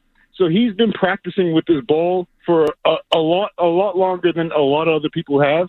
And if you look at the stats, I don't know the last person who won Golden Boot, but they won it because they were the spokesperson for the ball as well. Ooh, so you're thinking there's a little shenanigans with the boot and the trophy? I think so. And so just keep that in mind. And just 2 other teams I want you like betting on dogs. So I want to give you 2 teams to bet on. Bet on Ecuador if they're a dog, and then bet on Colombia if they're a dog. Those are 2 Colombia. Love Colombia. Yeah, those are 2 teams that I feel like are going to make a good impact on the tournament that I feel like is going to surprise people. And last thing, Joe, I want to watch this finals, but I want to eat some good chicken wings while I do it. I'm in the Dorchester, Quincy area. Where can I sit down, eat some good chicken wings, and watch a good game? Ooh, sit down. Ooh, wow.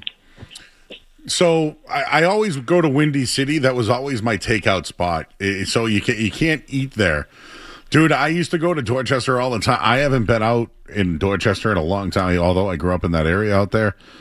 Oh, wings in Dorchester, huh? You might have to go to Quincy, my man. Okay, where's in Quincy? Talk to me. Well, I'm a Cagney's guy. That's one of my spots there. There's some. So I'm trying to think what is out in Dorchester right now. But no, dude, I'm a Windy City takeout. I think the Fours is very good in Quincy. If you like them, they got great little side dishes and everything like that. So I'm big on that. And that's I'm gonna do that then. I'm gonna do that. Fours, yeah, I know them over there. The easy parking and great food, great wings, tenders. They got matzo sticks, all that. Great appetizers. I appreciate you, Joe. Remember those teams? Remember Yamin Yamal? I got you. Ecuador, Colombia, Lamine Yamal. I got you. All right, Leo. Appreciate you, buddy. Appreciate you. Thank you. Soccer talk, baby. Footsies. 1 week away. You ready? You ready, Riley? For soccer. The World Cup. No. I'm ready. Should we wear like our kits next week? I got a couple, Joe. Should we wear our kits? Yeah, why not? I got a few. Get my knee pads. I got a messy. Shin guards? Shin guards, Joe. I never played soccer, but the only time I ever played soccer was they put me in net as the Get you a fat pair kid. of those big like hamburger helper mitts. You know, Oh like yeah, the keeper has. love him. Yeah, I'd like to see you in those. Loved hamburger helper. Well, of course. Who didn't love hamburger helper? Oh, Good God, commercials did I love too. Solid commercial. But yeah, when I went to sports in Moore Camp in West Roxbury, and they would like, Joe, you in net, and everybody would run, and I would throw the fat kid in net all the time. All right, well, we have some making up to do.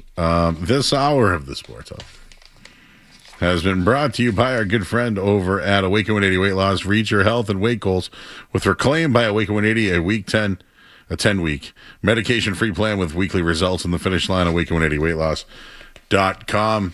I'm Joe Murray.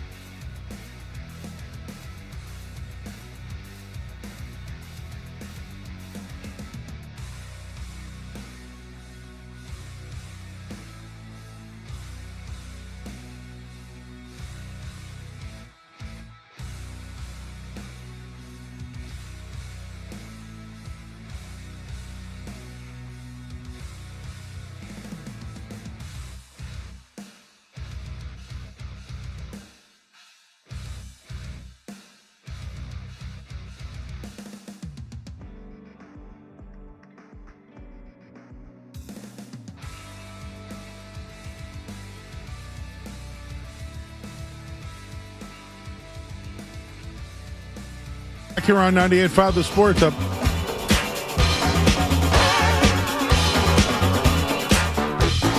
We got In or Out coming up in a minute here. Shout out to our help tonight, Street Team Joe, who brought pizza. And intern Riley, they're cutting up all sorts of stuff for us right now. Street Team Joe has been locked into this Google Doc. We're going on an hour plus here. Well, it's great, Skaz, because we can do work while they cut up the sound. Or do the socials. Neil, eat some pizza. He can't hear me. Yeah, he gave me the... Nobody could see it. Like, nobody could see when I was explaining what Chad Epperson was doing at third base tonight. Which, if you go to I'm Joe Murray on Instagram. I'm on Instagram, everybody. I have shared my New York Knicks prediction. And we have also shared where Chad Epperson was and where he should have been. Chad's and the Brad's. Well, I guess in his defense, they were very aggressive tonight. I think they wanted to score runs tonight. So they're up 8-0. So that's good. Do you think I got the sweats from the pizza, Skaz?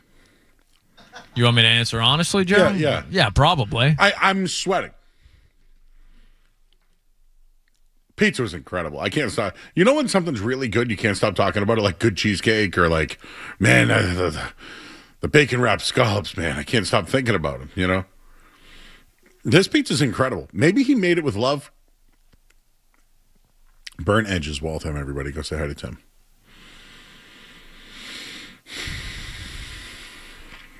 We got the Wembies versus the New York Knicks. I'm excited for this one. All right, guys, we're going to do In or Out, but I have a question for you. Please.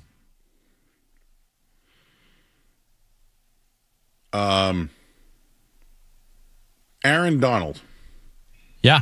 You think he's coming back? Yes. I think he's kind of told us, or maybe not us, Joe. He told tank top wearing guy over there, Pat McAfee, basically, that he's coming back. The MVP of the league and the defensive player of the year on the same team. Has that ever happened before? I don't think so. I think with Dion and Steve Young, I think it happened, but I don't know if it was the same year. Close though. But yeah, or traded. So you mean to tell me it's been 30 years since this has probably happened?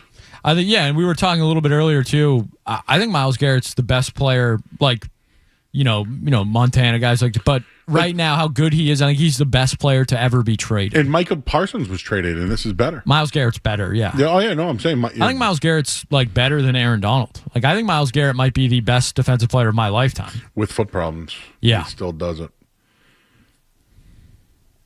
Gotta think about that one. And later on, we'll do an exercise.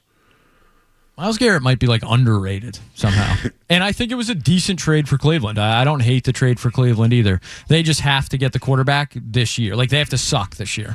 Or Shador's the guy. They have to suck this year. But yeah. And they got the other guy there that's been.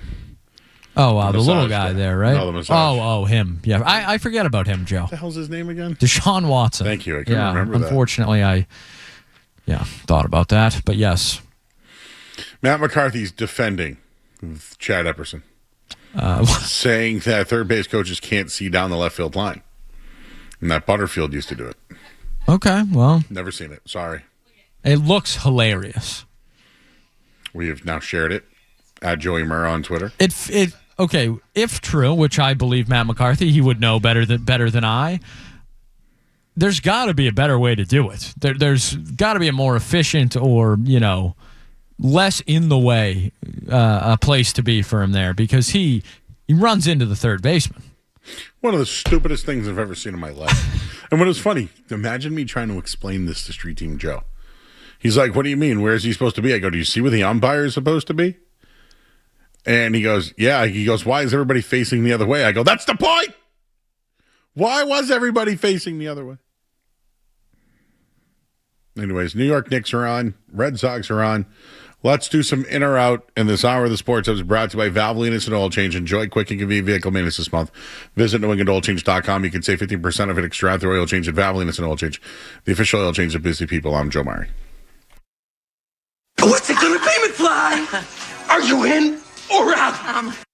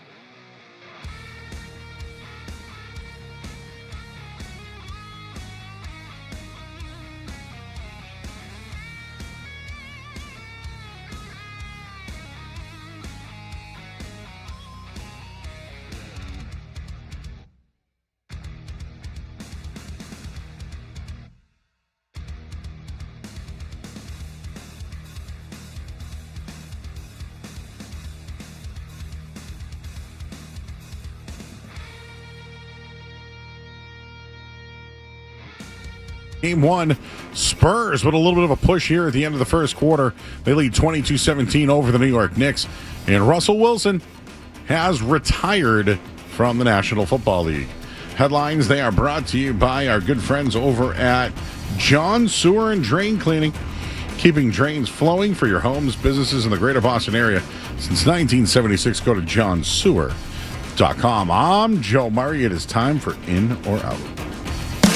This is what happens when analysts take over the games, take over the sport. This is where you talk sports. It happens all the time. The Sports Hub. Are you in or out? Gotta know without a doubt.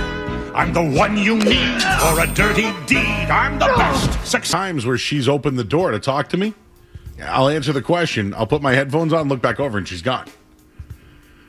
So, what are the nicknames? Are you like Riles? Is that a nickname for you? I haven't been called that since middle school, I don't think. All right, Riles. What else you got? Lee? Rye.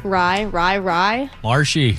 Marshy. See, I do. Or Marsh. That's my dad's nickname, though. I can't really take that. What's your dad's nickname, Joe? Paul Luch. What? Paul Luch. Paul Luch. Luch? Yeah, Paul Luch. What's the Luch for? I don't know. And that's just what people call him. He just developed it. You were talking to me like I would know. People just called him in softball, like Paul Luch. Skaz, what do they call your old man? Skaz or Scary. Scary? Scarry, yeah. Scary? Like, hey, Scary, pass the joint. Yeah, exactly like that. Like, probably word for word multiple times, yeah, I would say. Kind of resonated with Joe a little bit there. Yeah. I've always been Joey Murr. Got Big Daddy a couple times. Barbed wire? No, never been called BW. Never got the Joe Dozer. Did you get? No, Street Team Joe has said he gets Big Joe. I would imagine you've gotten Big Joe. Yeah. That feels like it's too easy, Big Joe. Yeah. Know what I don't love though? When someone who doesn't know you calls you big guy. It's like, hey, Chief. Yeah, Chief. Hey, pal. One time I got Big Hoss. Hoss. Remember, have you ever been called Boss? Yeah. What up, Boss? Yeah, you get Boss too. Oh, God. If anyone calls you King, that's the worst one. Like, what up, King? Yeah, like, what up, King? I think that's like you're in the friend.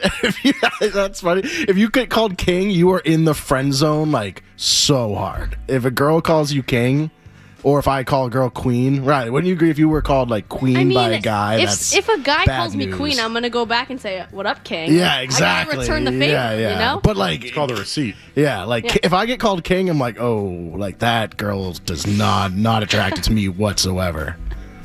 Bad. Well, Riley, I have to tell you did an excellent job on the video. Why, thank you. I appreciate it. I have shared it. It is on TikTok and Instagram. I'm going to post it to Twitter because that's where our audience is. Twitter. I've been told. I need to make a Twitter account. Trying to tell Riley that our content is seen on Twitter. YouTube, Twitter, TikTok, the big ones. But what we want to do is find the people that aren't listening. Because we already have the highest ratings in the city, Flex.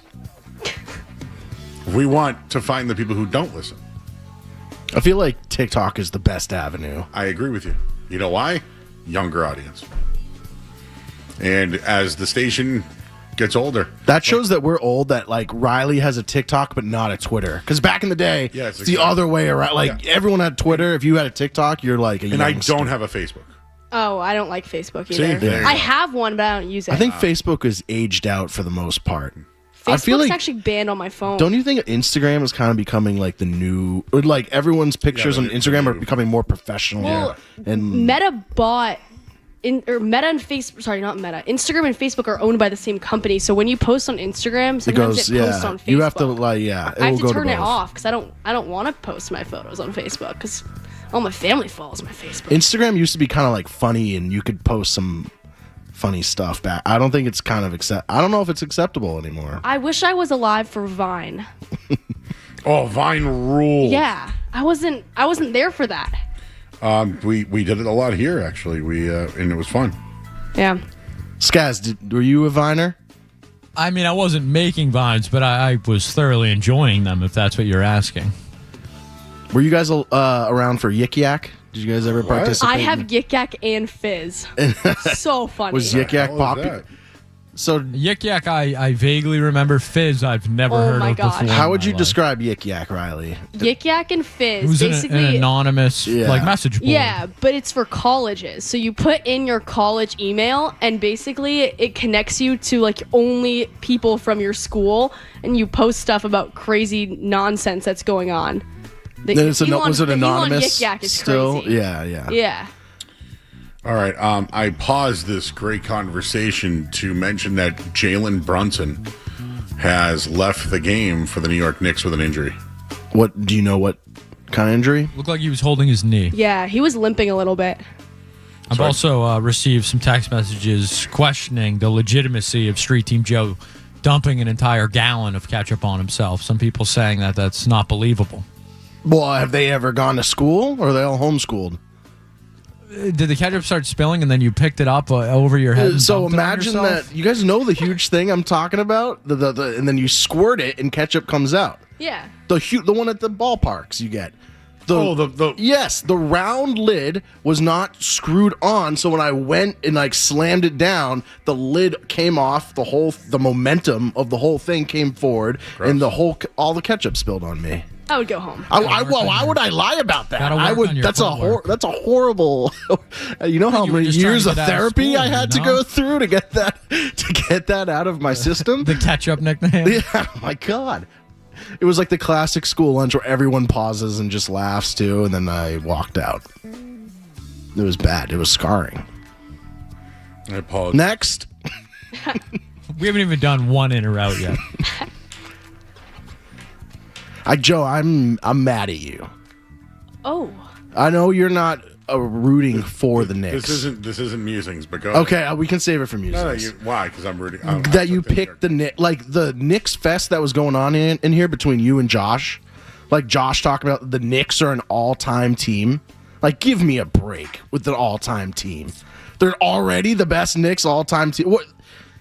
Could we allow for the fact that they might get smacked in the finals? We're just assuming this is going to be a great series. They got smacked in the finals in 1999, too. And I think it's going to happen again. I don't think this is going to be close. Well, I got Nixon, Justin called in. We talked for a little bit. We got Spurs in 5. I'm right with Justin. Well, if Jalen Brunson's hurt, we're screwed. Oh, okay, yeah. I mean, I won't count that as if he's hurt, then yeah, it's university. My analysis is the New York Knicks. No, and I'd say not if they were from Zimbabwe, I would still take them. Has nothing to do with being from New York or anything. So assuming you'd have to put in Mitchell Robinson, right, to stop Wemby. The Wemby limiter. The Wemby limiter, right? But would you agree with me that Cat probably can't slow down Wemby? I don't know if anybody can. Well, I'm just saying, I think Cat on Wemby, that's a huge mismatch in terms of Wemby's favor. If you bring in Mitchell Robinson, who are you taking out? Joe, I don't know the answers. I gave you my analysis, though. Let it fall out. And when I'm wrong, crap all over me. If I'm right, say, Joe, I doubted you, but you got it right. So when I lose, crap all over me. I'm not a crapper, Joe. Oh, well, yeah. I am. That one got him. All right, in or out, what do we got? All right, Wednesday night edition of In or Out. Welcome in Riley, welcome in Street Team Joe. We got a loaded list tonight. We'll see how many we get to. As we should mention off the top, we did skip In or Out last night in remembrance of the great Peebo Bryson. Our thoughts go out to the Bryson family and Joe Murray killing him. So we continue.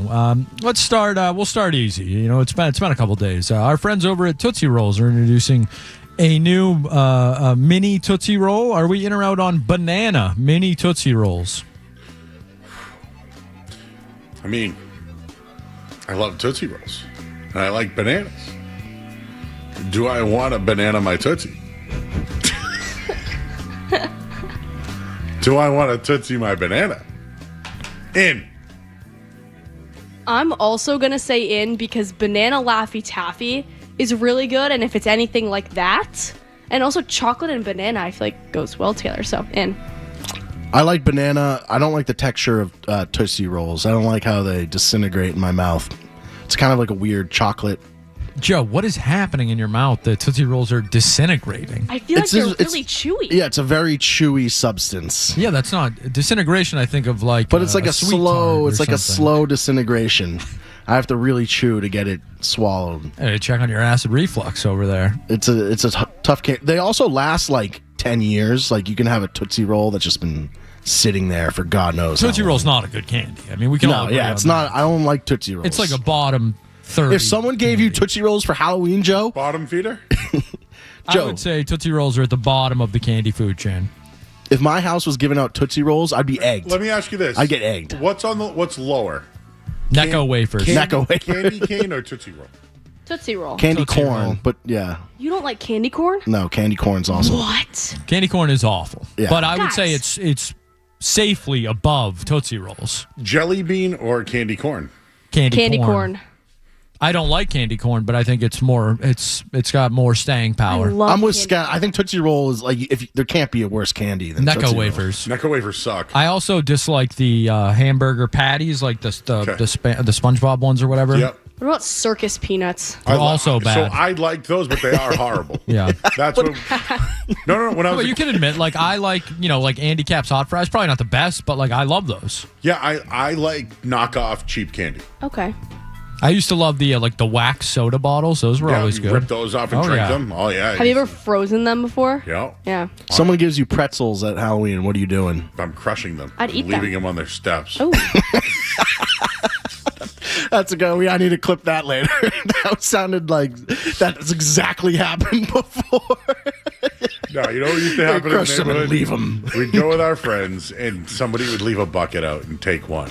Yeah, you'd never take one. No, especially my jerk I'm friends. taking the bucket. No, my friends, they dumped it all in their own bag. And I felt bad.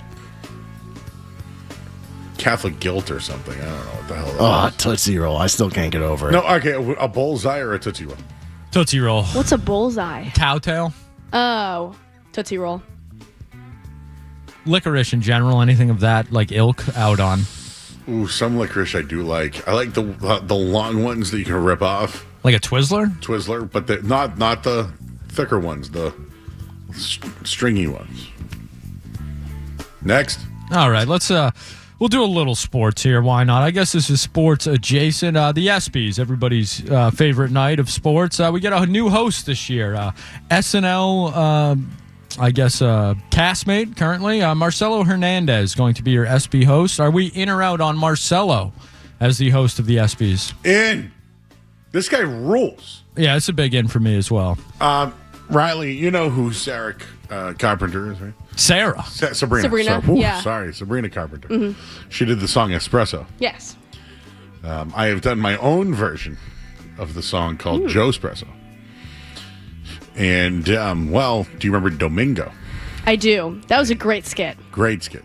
And then Domingo's friend was our buddy who did the Super Bad Bunny. Bad Yeah. Bunny. Benito. Mm-hmm. So I think this guy rules. I think he's really up and coming. At times, like I think he does take on every Latin, part. But I think it's helped him. Like I think he does more. He's funny, puts himself out there, and I like it. I'm in on this guy. I'm also so in. He's hilarious. I 100% agree. Every time he comes on SNL, I know it's going to be a good skit. So Yeah, I like his deep voice, like hello, Yeah. hey. He wakes me up, and it's midnight or whatever time it is. Street Team Joe's got nothing for us. Next, I don't know who that was. Oh. It's okay. You should watch him on YouTube. Just look up Marcelo Hernandez videos. He's really funny. Okay. Nothing for I'm you. sure if you saw him, you'd know it. I don't think so. We just did the whole. You didn't see any of the Domingo. Okay. Look up the Domingo skit when you get home. It's funny. It's funny. Yeah. You have to watch it though, and I don't know if you will. I still have all those movies I haven't watched that you've. Know what you missed last night? Wilson Contreras, Castaway. With Wilson. Did you hear me talk about it? I did. Because I really got into the weeds on it a little bit last night. Dr. Spaulding. Yeah. His dentist. Married his girl. You ever see Castaway? I don't think so. No. It's about a guy Yeah. that was. Top tier movie. I just watched it, Riley, so Yeah. don't feel bad. but- Castaway. Are you a Toy Story fan? Oh yeah, Taylor Swift. What's she gonna New sing? song. Guys, are we in or out on Taylor Swift having a new song in the Toy Story movie? In. I'm gonna be dancing in the theater if they have a theater. Oh, so you know how I told you about the other day? I talked to you about the Shrek world and the Captain Hook world. How could I forget, Joe? If you go back to Toy Story 2, all right, the little kid was always wearing a red hat, but Woody wears an orange hat. Joe, I'm not. What was the flashback of the red hat? Because if you watch Toy Story 5 preview, red hat's back. Isn't the What's red up with hat? that? Isn't that the Jesse's hat? It's his mom, right? the mom. I thought it was. The mom. Now, we're gonna have to look into this. Yeah. I have less than zero clue what you guys are talking about. Do you ever write your name on your shoe? No. But I you have ever- seen people have you ever- with that I've written tattoo. it inside my shoe. Does that count? I've seen the tattoo where people do like their name, like Andy. What's better, the barbed wire or the Andy? I'm going with the Andy, Joe. I'm sorry. Really? Do I have the worst tattue? No, there are some bad tattoos. No, out mine's there. bad. There's some I bad fully ones. admit mine is bad. We know what we should do. Be on the lookout for bad tattoos. Maybe we'll do a bad tattoo Tuesday. Thank God both of mine are cool. Steve-O's got some bad ones. What's the song? Do we know her song yet? Is it from her album or is It's it? called like with you or with you. I or knew something. it. I knew you or something. like Yeah, that. But it's something not like that. on the latest album or anything. I No. believe it comes out on Friday. A bunch of the Swifties are saying that she's gonna come out with debut Taylor's version because it's Oh, going what a back to her shock. country roots. Yeah, what a shock! She's going to do So I'm not- multiple different versions to sell multiple different. Well, it's versions because of they it. stole it from her. But she, Oh yeah, but no, she they're rebought still it. doing that too. Yeah. She rebought it though. Yeah, let's she did. print So at six this different point, albums. why- Back to her. Yeah, no, She bought it, though. Yeah, printing all different. Yep. Yeah, I would like actually Romantic to come out. That's one of my favorites. that's a good song. I'm a Midnight's guy, Joe. Midnights, huh? I also like Scandal. And Father Figure is one Father of my figure. favorite. Yeah, that one's good. She makes deals with the devil. Next. All right. Well, we're on the topic of. Well, who knows what we're on the topic of, but let's over to the world of reality television for this next one. Love Island USA in the news this week. A Love Island USA contestant, Sean Rifle, was called out by a local mayor for leaving his job to be on the show. The Love Island contestant Sean was just went through the police academy and was a local police officer. The mayor says, "We paid thousands of taxpayer dollars to send him to the police academy. I never thought I'd see the day where reality show participation wins out over being a police officer. Are we in or out on leaving your job to be on Love Island USA?" And, dude. I'd do that And too, yeah. Just Who go, am I bro. kidding? Yeah. Bro, just leave me here. No, leave this. Get out of here. Go. You're gonna be a star. I mean, Joe. the Miz for wrestling. I don't know if she knows, but the Miz was on The Real World and turned it into a wrestling career that turned into a movie career, and now has his own reality show. And he's got one of the hottest wives in the world with multiple kids. Go. Go. Now there is Boston Rob as well, who did not do as well. But go. Street Team Joe, if I'd go in a second. See ya. See you behind. I'd give you a ride to the airport. Yeah. I'm sorry, Boston Rob didn't do well? No, what did Boston Rob do after? What did he do after that? He's won Survivor. His wife won Survivor. He met his wife on the island. All right, so he's got a Miz story. He's a legend. Survivor legend. Do you know I ran into him one night at a gas station? You should have thanked It him. was like 1 a.m. at a gas It's station. a legend, Joe. I will not tolerate any Boston Rob I slander. didn't want to give him any attention. Guy's a reality TV legend. You like him? One of the Godfathers. Do you like him? Yes. See, I didn't. He was great on Survivor. Maybe you're a Survivor guy. Yeah, exactly. Changed the game. It's funny how you like those things and I hate those things. Survivor is the only one I watch, but I love it. Yeah, but it's because I've watched it forever. But did you Season 50. Did you like the show Lost? Never seen it. Oh, I love it. Lost is great. Very, But that's a show. Reality is yeah, but reality. it's supposed to be reality.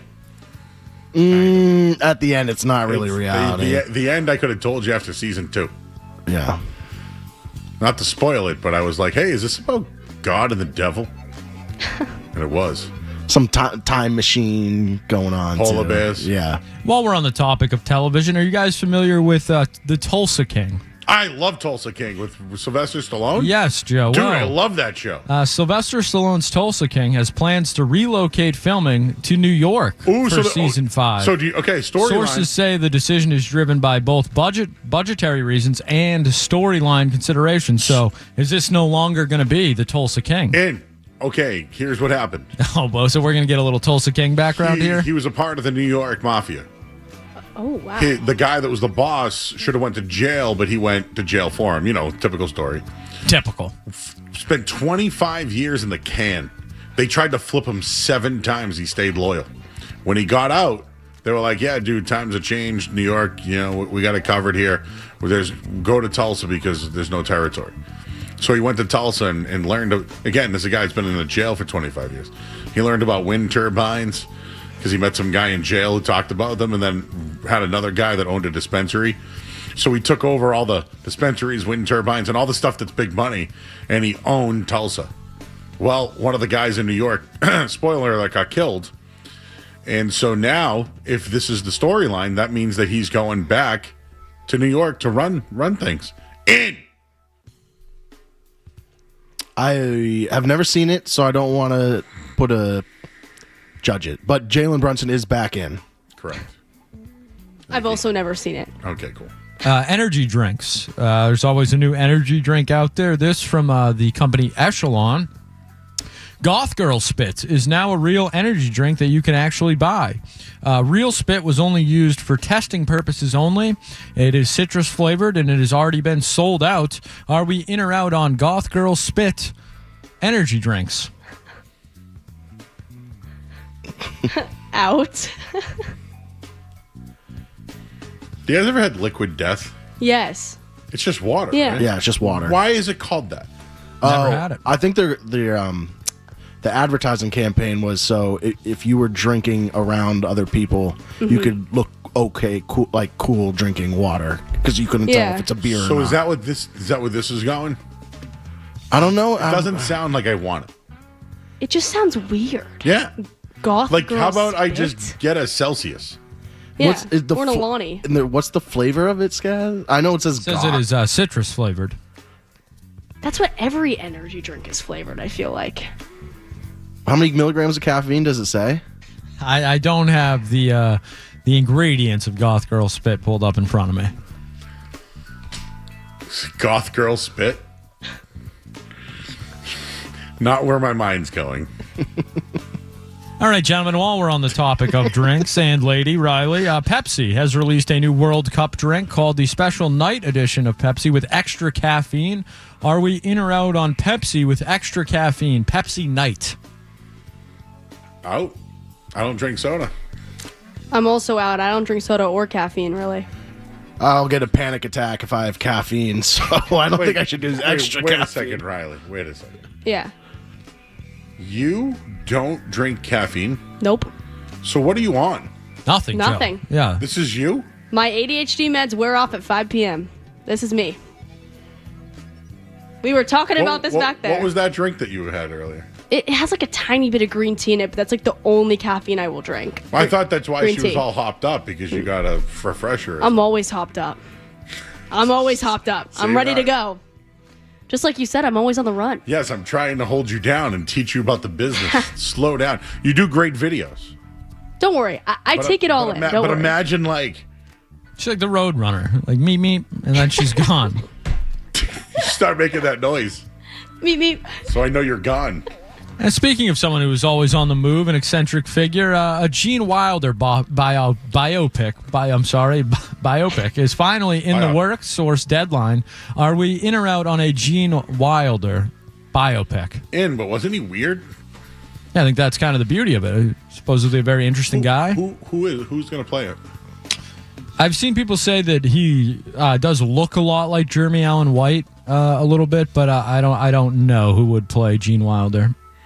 You would have to hope that Mel Brooks is involved in some way, as long as he stays with us. You know, Nicolas Cage kind of looks like Gene Wilder. A little older, but yeah. Oh, I watched The Rock the other day for the first time. The Rock. Like the one with Sean Connery? Sean Connery and Nick Cage. And The Rock. movie. Alcaraz? Yeah, Alcatraz. Do you know I went to Alcaraz. You know, in 8th grade, I went to with a couple of girls. I went to see that with a couple of girls in 8th grade. Was it a date? Like, No, what's they hated it. It's a prison, yeah. I'd It's not expect them to- exactly a date movie. It was either Hope Floats or that. What were you going to choose?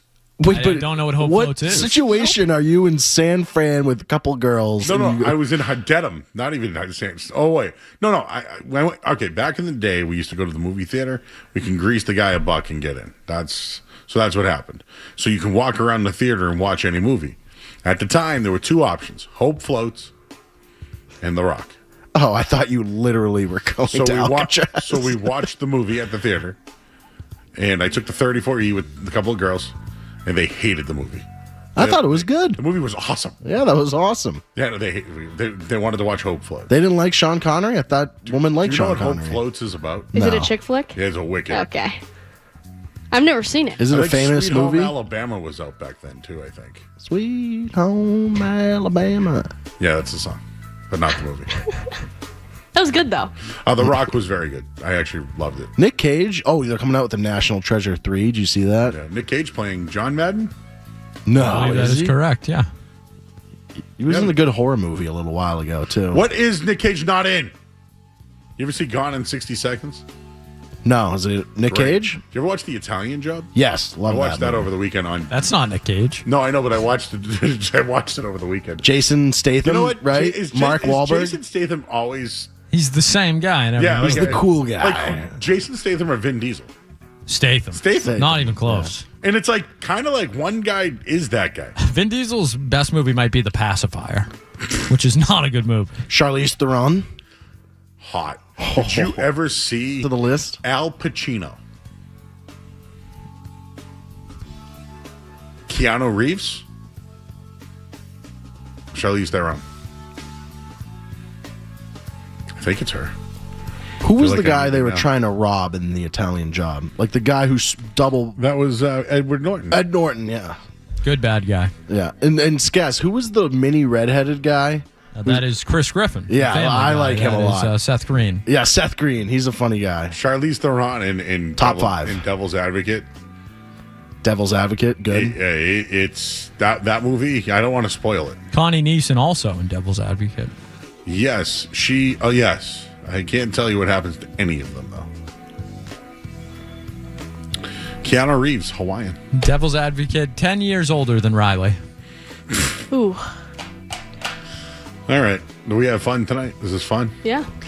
What was the best pizza? It's in the video. If you That's watch right. We just tweeted it out at Joey Murr. We're going to get Riley on Twitter.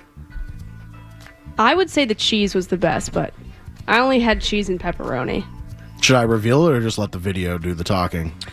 Well, the video has been posted at I'm Joe Murray on Instagram, at Joey Murr on TikTok, and at Joey Murr on Twitter. The triple threat. Yep. Should I put it on Threads too? No one. What is Threads? It's when people were getting mad at Twitter that when it changed to Oh. X and fired a bunch of people. Does anybody even call it X? No. No. I didn't think so. But Threads was like the let's like, oh, let's all go to Threads. We all hate Twitter, but no one left. That's like the Red Note app when TikTok went down. It's like that. Ooh. Did you go on Red Note? No. I did. It was pretty interesting. And I have been texted a line from the Devil's Advocate. Vanity is my favorite sin. Thank you, Rick Pizzy from Pizzy Farms. You ever been there? Is that a food place? Down the street. Oh, food drop? Great ice cream. Ooh, I don't know if we can get a food drop because they close. I don't know if he's listening. Food drop in. If we could get a good local ice cream place. He's got a gobbler sub, like a Thanksgiving sub. You like a gobbler? Mm-hmm. I Very don't good. like turkey.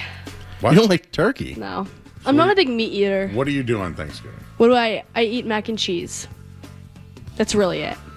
I force my mom to make mac and cheese because I really won't eat anything. Are you like Derek? You know, Derek's diet is like hot dogs and chicken fingers. I don't like chicken fingers. So We already what do had you this. eat? You weren't here for this. Yeah, I don't like chicken. I didn't try chicken nugget until I was a senior in high school. What was your favorite pizza, Joe?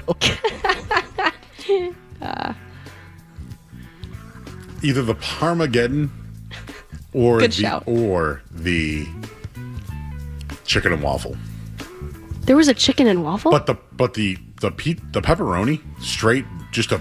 We could have gone just 8 pepperonis. I'm talking just a straight edge pepperoni pizza, no hot honey, none of that crap. It's excellent.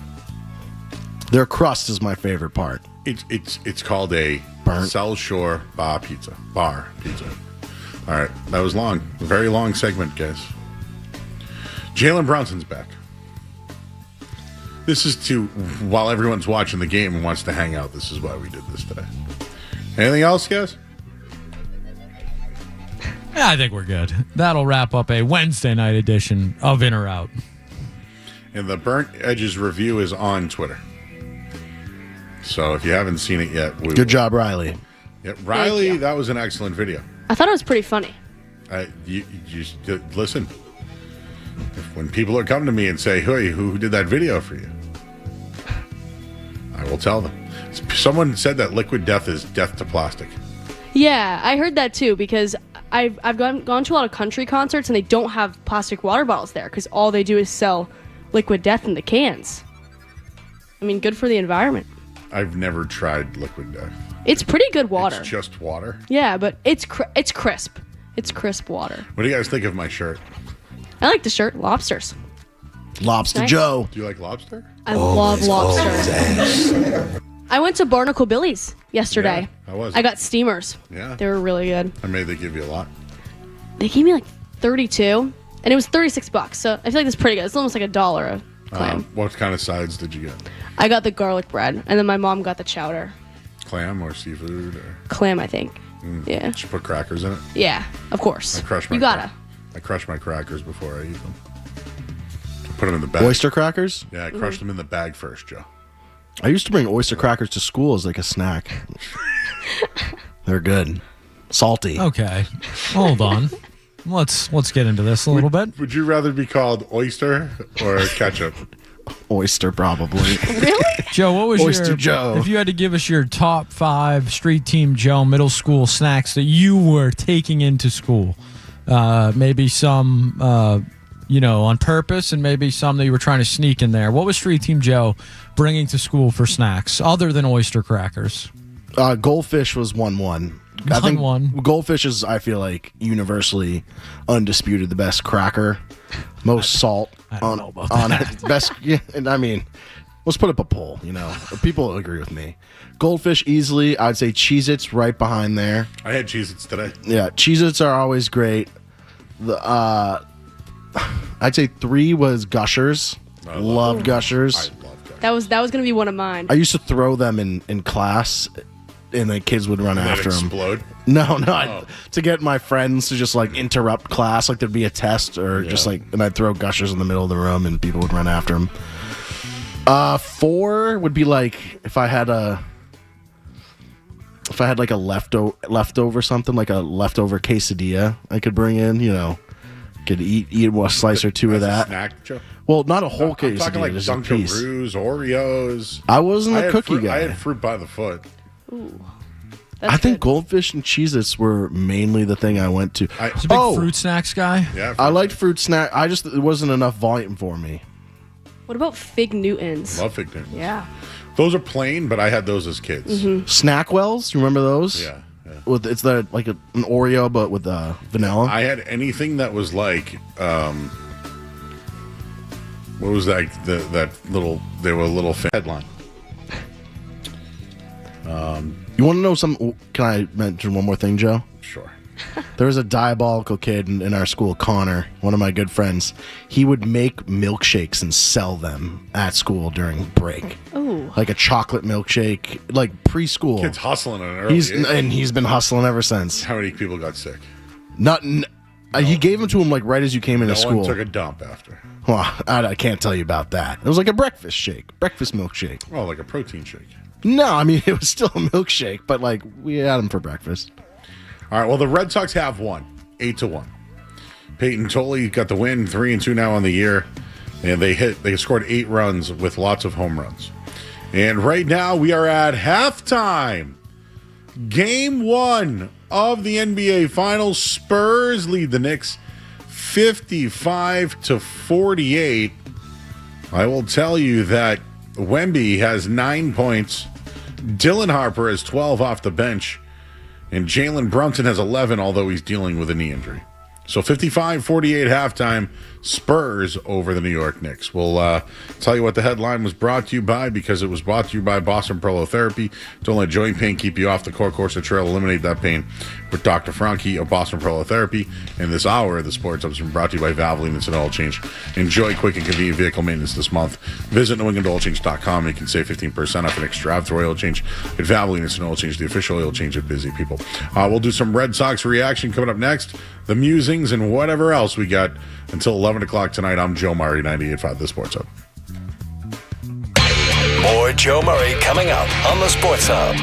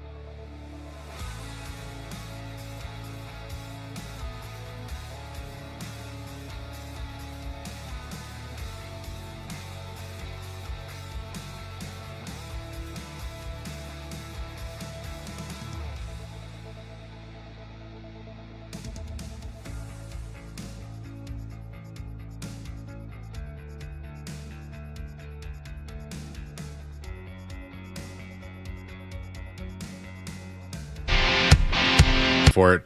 Chad Epperson, sorry. He waved home Wilyer Abreu, but he was next to the third baseman near the bag. Would you say that's Street Team Joe? Yeah, it was atrocious. You've analyzed the photo. I analyzed the photo. It's on Twitter. All right. So I understand that it's a little like the left field line. When you're over there, like even in the stands, you really can't see what's going on in the corner over there. So do I think that he did that to see what was going on in the corner? Yes. I get why he went there. I've never seen it in my life. Joe, when you were showing me the picture, I had no idea what you're talking about because I literally had no idea a third base coach could actually be that far in play. I have never seen that. Unprecedented. I'm going to throw this in Slack for you, Skaz. But you know, John Boy, they're like all over. They do a ton of baseball coverage. If you can play this, Skaz, I watched it live. So I'm doing a radio show, talking, thinking, and just my head just sees it in my eyes. I talked about it, and then Skaz looked at it and was like, "Joe, we aren't making a big enough deal about this." Hot shot. That's down the line past Mayo. Going to keep on bouncing up against the monster. Abreu rounding third. Going to wave him in. He's going to try and score. The throw home. He is safe. He got in. He's going to challenge this call at home plate. This is something that I had not seen. The third base coach in the angle and waving a runner to the plate. I have never in my life on a baseball field seen that. I don't even know if you can do that. Who are those people? Is that Lou? Was Lou one of them? I think it was a mashup of all the announcers calling the game. Any announcer? Like, what the heck is going on here? So McCarthy said that he's seen it. Yes. Which, guy's watched a lot of baseball in his life, whether it was at the minor league level. He's doing Woo Sox games now.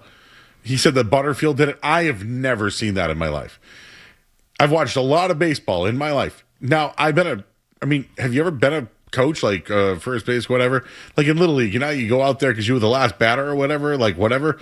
You're supposed to stay in your lane. You stay in your box. You don't move out of the box. This dude was on the field of play. So, like, whatever. Maybe I'm making a big deal of it. It's a big nothing. Just like the graphic said, what are we doing? But the guy got thrown out. What are you doing? The guy got thrown. He cheated and lost. And the guy got thrown out. He cheated and lost. If you're going to cheat, you have to win. Yes. If you're going to do something we've never seen before, at least make it work.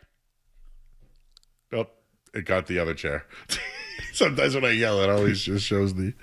No, for real. This dude, the third baseman was like, what the hell are you doing here? The ump was right there. Like, what's going on? And he was still out. They called him safe first, though. Couldn't that be like... that's got to be interference. Or in the world, that could have been interference. A little different little throw. He's in the line of fire. Didn't the Red Sox lose a World Series game on an interference? Was it Brandon Workman? No, who was it? Was it Will Middlebrooks? Will Middlebrooks was involved in the play, yes. Sorry. No, it was a pitcher on... That was the runner, right? Was it Workman? I can't remember, but yes, it was, yeah. No, who was it? Somebody was on... It sounds familiar, right? It's like it's scratching my brain because I can kind of remember it. But I'm pretty sure the Red Sox lost a World Series game. All right. Cardinals batter John Jay hit a ground ball to Red Sox second baseman Dustin Pedroia, who threw the runner out at home plate. However, the catcher's subsequent throw to third base to get runner Alan Craig, who would become a Red Sox legend. Craig got up and attempted to score, but collided with Red Sox third baseman Will Middlebrooks, who was lying on the ground near the bag. Third base umpire Jim Joyce immediately signaled obstruction on Middlebrooks because the play was actively being made at the plate.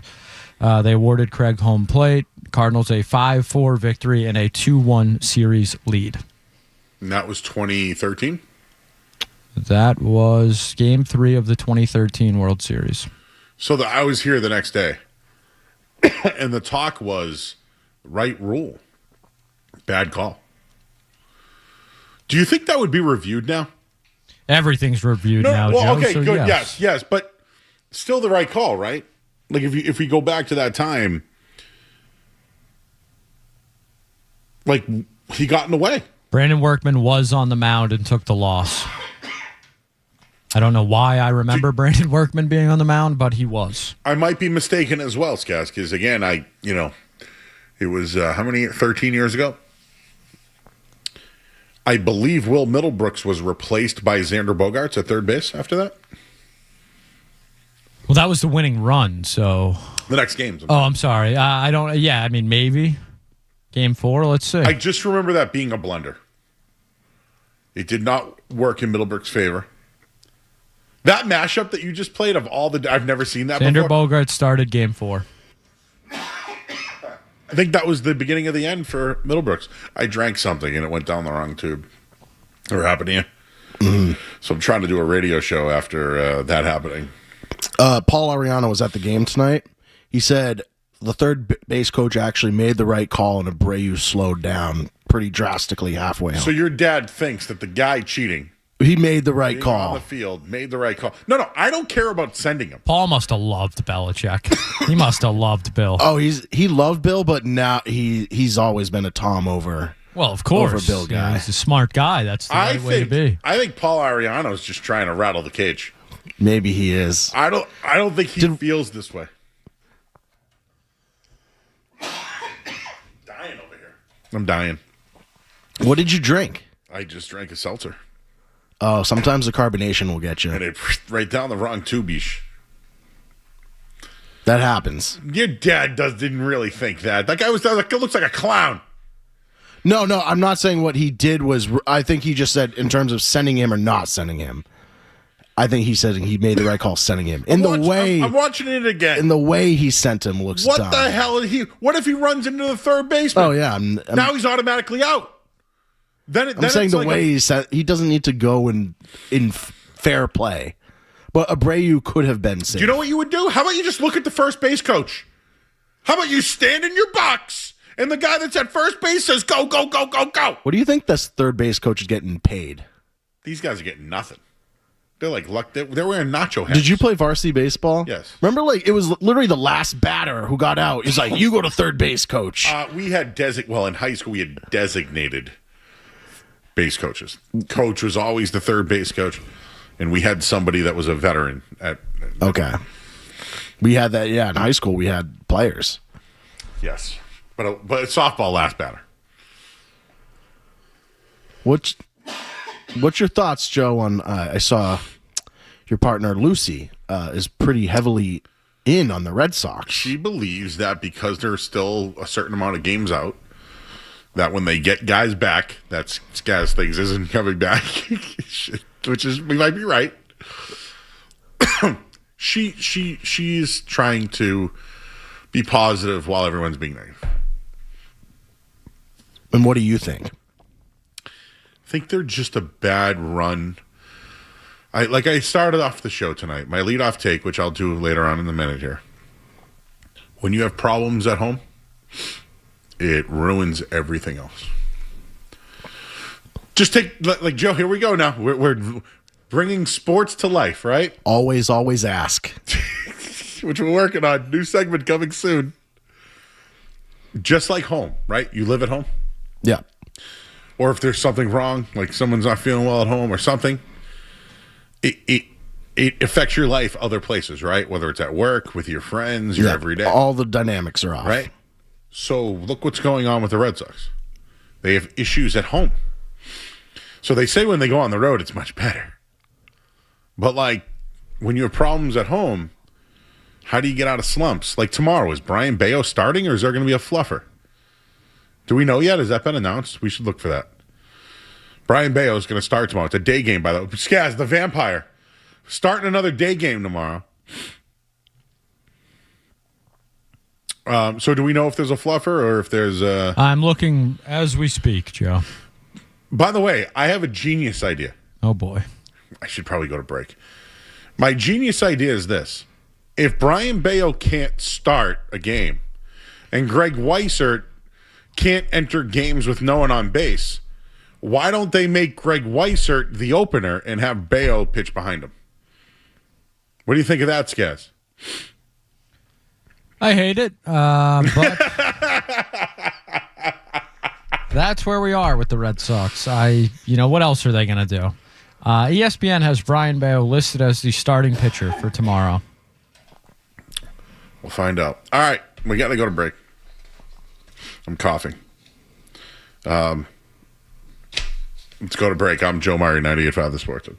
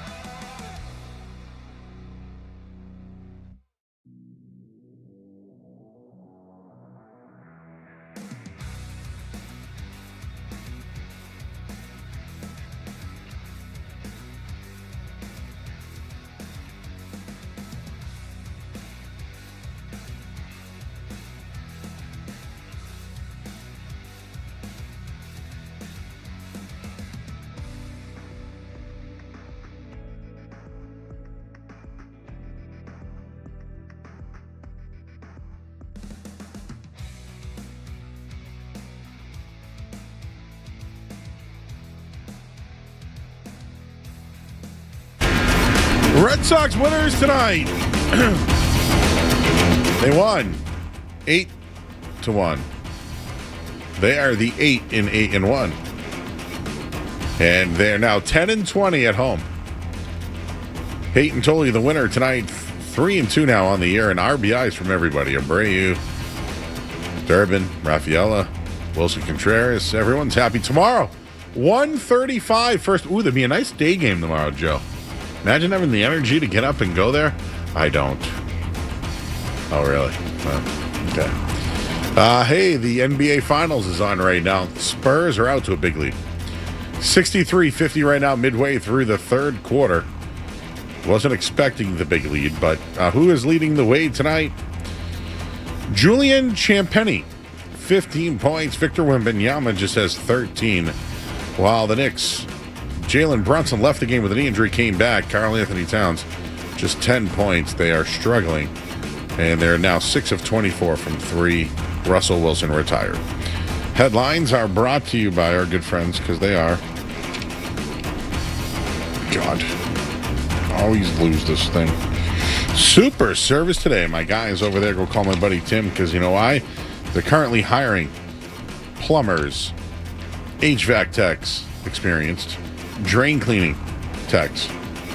We got a shop in Danvers. It's outstanding. Enjoy top pay, medical, dental, and vision. Paid vacation and holidays. Apply now. Superservicetoday.com/careers. I'm Joe Meyer. Are you actually coaching the game? Or it's just that is. I feel so strongly about that. I can't even tell you. Boston Talk Sports here. What do we got? Sports. Unrelated to sports, so sit back, relax, and get your mind in the game, and listen to the words of a grown man complaining. All right, Sparty's Musics. I know that some people come here for the sports talk. The Spurs are losing midway through the third quarter. It's at a break, and the Red Sox won tonight 8-1. Russell Wilson retired. Spurs are winning. Sorry. Spurs are winning what again? 63-50.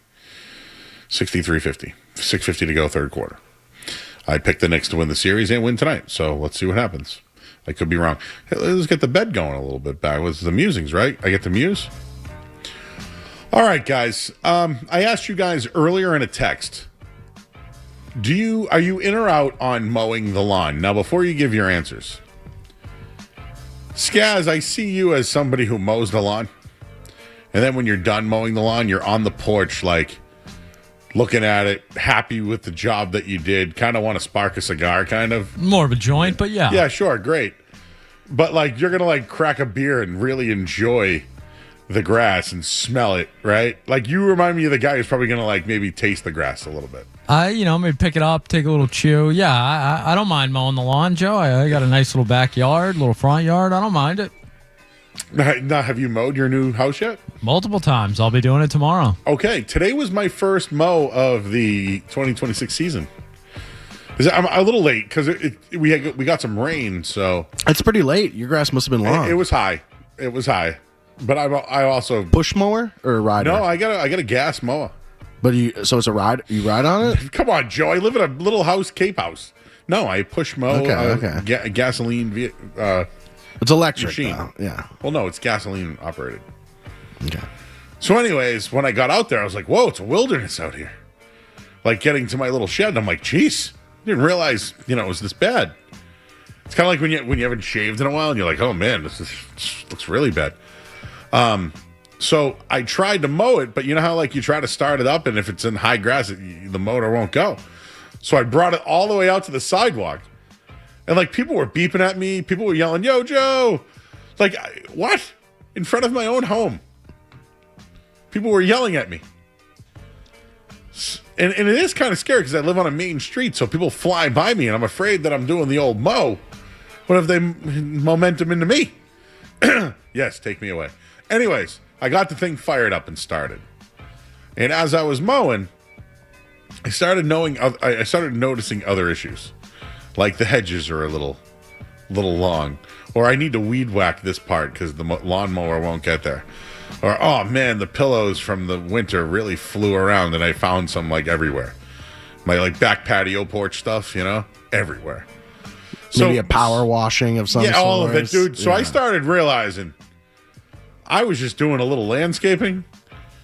Like mowing the lawn the first time, it's not just mowing the lawn. Now you got, in me, when I mow and then I grab my leaf blower and I get all the, green leftovers, strays. The trimmings. But like now I need a hedge clipper, not a weed whacker. I need a weed whacker to get the other areas. And then I need one of those things to do the bushes. And you're right. I got to power wash the house. I found all sorts of stuff that got blown away from the deck. And does my grill work from last year? Now I'm thinking about the grill. Is there propane in there? This kid next door has been throwing over his tennis balls in my yard. So do I keep them or give them back to him? So I ended up throwing them all back in his yard.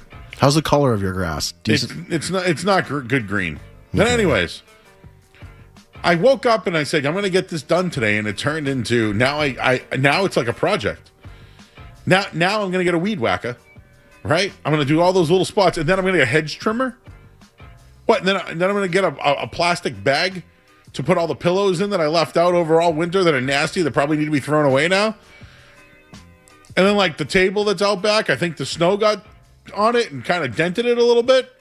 So like, do I get rid of that? And like, what do I do now with my grill? And it turned into cut the grass to look good to turn it into like, I have to put more investment into this damn thing now.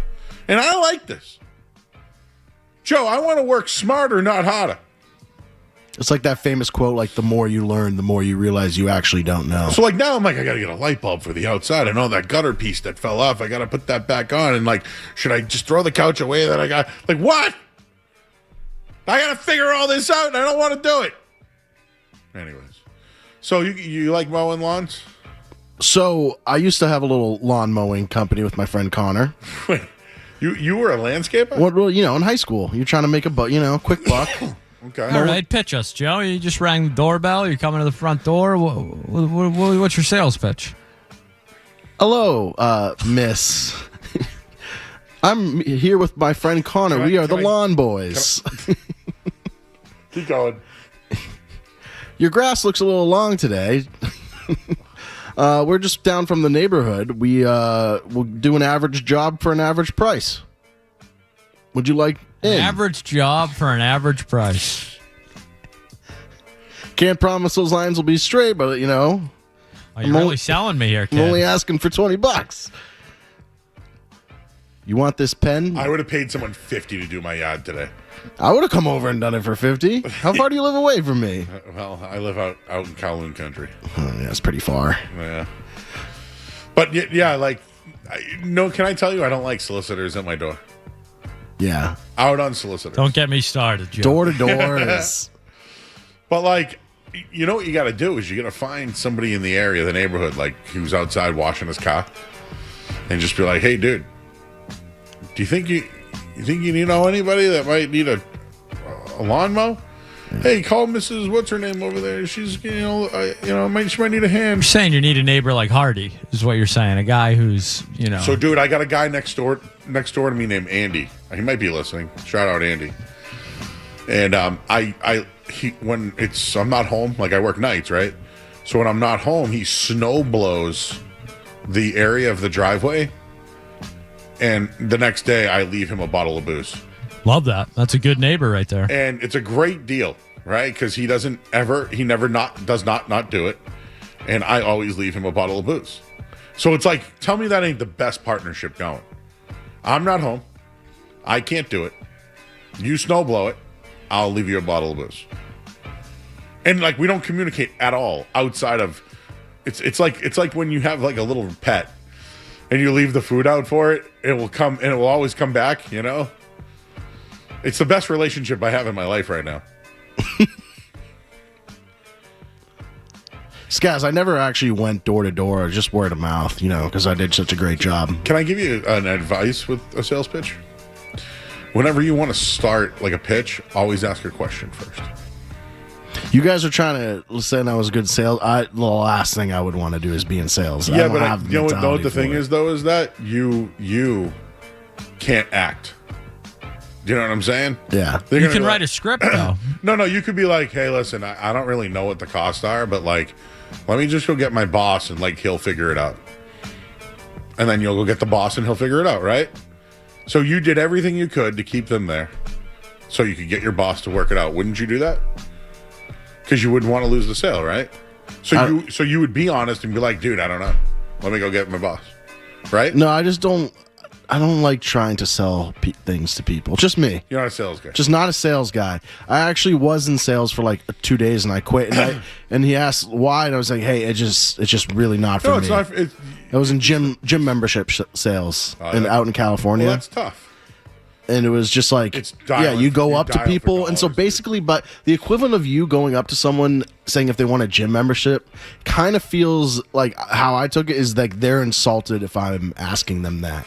It's like, hey, you want to join a gym? It's just like, so what are you implying? How are you getting the leads? It was literally in downtown LA. You're just outside. You're out on the street? You're out on the street. Did you have like a shirt on? Yeah, you had like a very nice shirt and pants and tie and jacket and the whole 9 yards. You like flipping one of those signs, spinning one of the No, it was signs? most. You just walk up and you had like 300 cards and you had to give them all out. Have you ever seen Breaking Bad? Yes, I'm watching Better Call Saul right now. My favorite show. It's up there right now. Where are you right now? Can I give a spoiler? Yeah, or no? go ahead, yeah. Charles just lit his house on fire. Charles McGill. It's one of my. I think I like it more than Breaking Bad. It's a slower burn. Yep. It's a slow burn. What do you think of Slippin' Jimmy? Oh, I aspire to. I would love to. Like Joe, if you and I could do that at the bar. Yeah, just like I wish a good con is like my dream. Yeah, but run a good con. Do you know what? No, the thing about it is, Joe. Sometimes you got to get the con out of you. You know, you just can't. And what did Charles McGill always say about Slippin' Jimmy? You can never get it out of him, right? Like he like I think Jimmy McGill was a good person, but he couldn't get the con out. There's something a little more like whether it's like selling like you know burner phones, you know, or like conning the old people at the what nursing was that? home, Sandpiper Crossing. Sandpiper. Hello, lady, and he goes and like walks, or like the mall walks, or like all the bodyguards that he pays that like are his probation officers or whatever. Yeah, and then like he like does a deal with one of the court guys, like, hey, how about I give your guy 6 months if you give my guy parole? Yeah, I love his fake Rolex prank that he ran with his friend. Yeah. Oh, a good con. Slippin' Jimmy he was great, but Saul Goodman is like a thing, and I think. Watching Better Call Saul, here we are now talking. I loved Better Call Saul. I actually thought it was better than Breaking Bad. So it is a slow grind. It's a slow build, and you have to know. Like you got to know the Easter eggs, right? If you don't watch Breaking Bad first, you might not. You won't make it. No, you won't make it. Do you think you're closer to Charles McGill or Jimmy McGill? I'm closer to Jimmy. I got the con in me. You have a little. Yeah, because it's kind of funny. Big Jim Murray and Gasper this weekend. We're talking about childhood capers. Like, can I give you one? Skaz, I don't know if you ever did this. Do you guys ever have Nintendo? Did you have a Nintendo? Yep. Did you know when you played your Nintendo, you have to blow on the game if it like didn't work? Yeah. One of the capers growing up was your Nintendo wasn't working. So you would go to Toys R Us, buy a new one. Put the old system that's not working in the box, hook up the new one, and return it. Possible. Not exactly that, but yeah. It's a caper. Yeah, I have and that's the con. Like that's the Slippin' Jimmy that like I unfortunately am admitting. I have a close personal friend who does this with camping supplies. Every time they go camping, they just stop at a major outlet, they buy all the camping supplies, and then on their way home from camping, they return everything. Yeah. I had the one weird thing I did was, at Target, they sell the individual packs of cards, obviously. Yeah. There was actually a decent way to figure out if there's a jersey card in a pack. If you bend it and like put your finger in the middle and you hear a little pop, the jersey cards in there. So I would do that to every pack until I got a good one. The problem is I'm ruining every single pack. Yeah. And then I get the jersey card. Wicked jerk move. Wicked. So every kid that buys a pack, the pack's bent and ruined. Dude, I know people that were weighing the cards while they were there. The heavier weighing. Oh, okay. But sometimes they would put that plastic cardboard thing in there that would trick you. But yeah, looking back, so like I'm more of a Jimmy McGill. You're a Jimmy. What do you think Skaz is? He's got a little. He's got a little. Yeah, he does. He does. There wasn't a lot of Charles McGills out there. But you know what I will tell you? When Charles McGill tried to be bad, he failed. He did. Because he didn't have it. And then he had that weird condition with electricity. And then remember he left like his phone on? Yeah. And like did all these things and he was in his completely fine. Yeah, do you think it's like that? Like, is there a blatant good? That's a real condition. Is there a blatant good or evil, Joe, in your mind? I think, or can you toe the line? I think we're all habitual. Yeah, we all toe the line, dude. We all can't be perfect. What a game we got going on right now. Oh no, Joe, it's. I mean, even in the Bible, here I am talking about wow.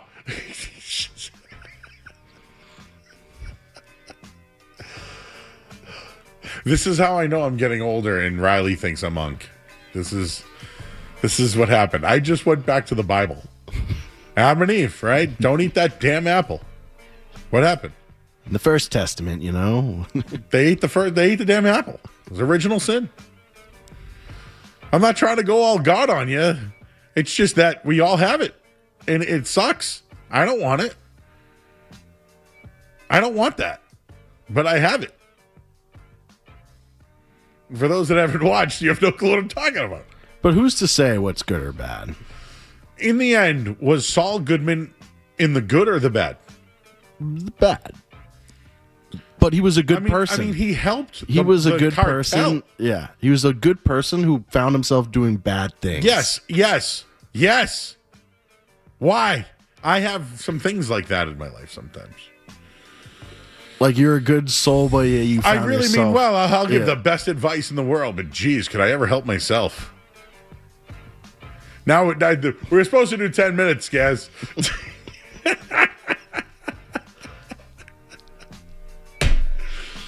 What else were we talking about? The mowing the lawn, damn it. Dude, the lawn was getting high today, bro. Guess I'm not the only one. All right, we'll take a break here. I'm Joe Murray. We'll react to whatever else. Ooh, I got a Patriot. Can I give you a Patriots take? There was somebody not there yesterday, Skaz. Think about it during the break. Who wasn't at the press conference yesterday? Talk about that next here on 98.5 The Sports Hub. You're listening to Joe. You're listening to.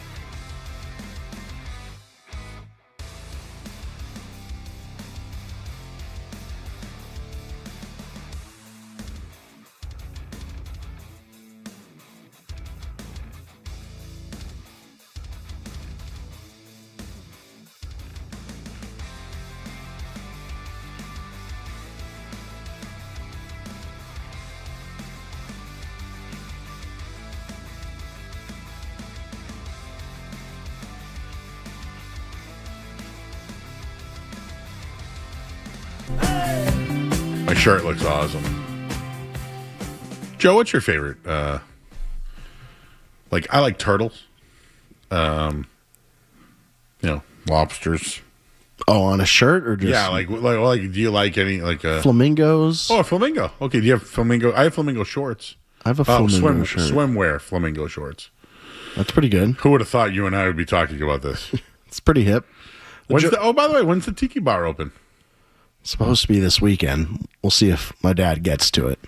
The TV's supposed to go up. Yeah, the pool's open. Your dad rather go to Red Sox games than get that Tiki Bar going. He actually despises the Red Sox like I do. But yet, what's more important, the Tiki Bar or the...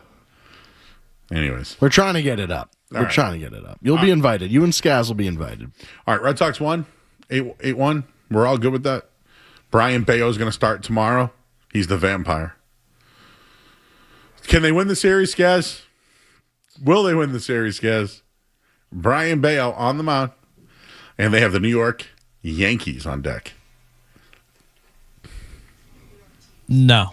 Okay, thank you. Yeah. Good analysis. Brian Bayo stinks. They stink. No. Okay, next question. A.J. Brown was introduced yesterday. Do you guys notice who wasn't there? You told me, but I'll let Skaz go. Okay, when guys are introduced, Skaz, generally who's there? The quarterback, the head coach. Head coach, yeah, who else? Maybe the offensive coordinator. Keep going. Maybe the GM. Keep going. Maybe the owner? Yeah. Where was Robert or Jonathan yesterday? I don't know. They weren't there, is what you're telling me? I had a chance to talk to Christopher Price earlier today from the Globe. I asked him the question. He said, Joe, he was there and introduced himself to the family, but he did not go to the podium when A.J. Brown was introduced. And I said, huh. And Christopher Price said to me, Joe, this move is on Mike Vrabel. So maybe that's the reason why. Do you get the sense that maybe if this works out, Mike Vrabel will be applauded, and if it doesn't work out, Mike Vrabel will be to blame for it? Yeah, but Elliott sent him the text, Joe. Elliott got it done. When Stephon Diggs signed, Kraft was there. Well, I think that might have been the Cardi B factor, if you ask me. So the A.J. Brown factor, nothing. He was there, Joe. He met the family. It's a Mike Vrabel guy. Okay. It's all on Mike Vrabel. I'm going to look that up later, Joe. I know that's going to take some time. What free agent signings has Robert Kraft been in attendance and not in attendance? Well, remember, he was duped on Aaron Hernandez. I'll include draft picks, too. First rounders. He was there for Caleb Loma. He was there for Will Campbell. He was there for Romeo Dobbs. He was there for Romeo Dobbs. Who else? Byard, he was there for. Kevin Byard. We had one more. Stephon Gilmore back in the day, I believe he was there for. Who's the big DM we got? Draymond Jones, he was there for him, too. Thank you, Joe. I'm just asking. I can see this, Joe. This is what I do on the show. Robert Kraft is getting a little older. So, next point on this. Next, where you're going, Skaz. I'm not going anywhere, Joe. No, really, I know that. Thank you. I'm just saying, hope everything's okay. And we'll take calls because I see everybody online. The other thing is, I don't know if the Patriot Way was real. I don't know. It was said for a long time. Mike Vrabel played here during the Patriot Way era. This offseason is very abnormal for the Crafts. Spending big money on not just Dobbs, but Tremont, defensive tackle. Draymond Jones. They drafted another tackle in the first round.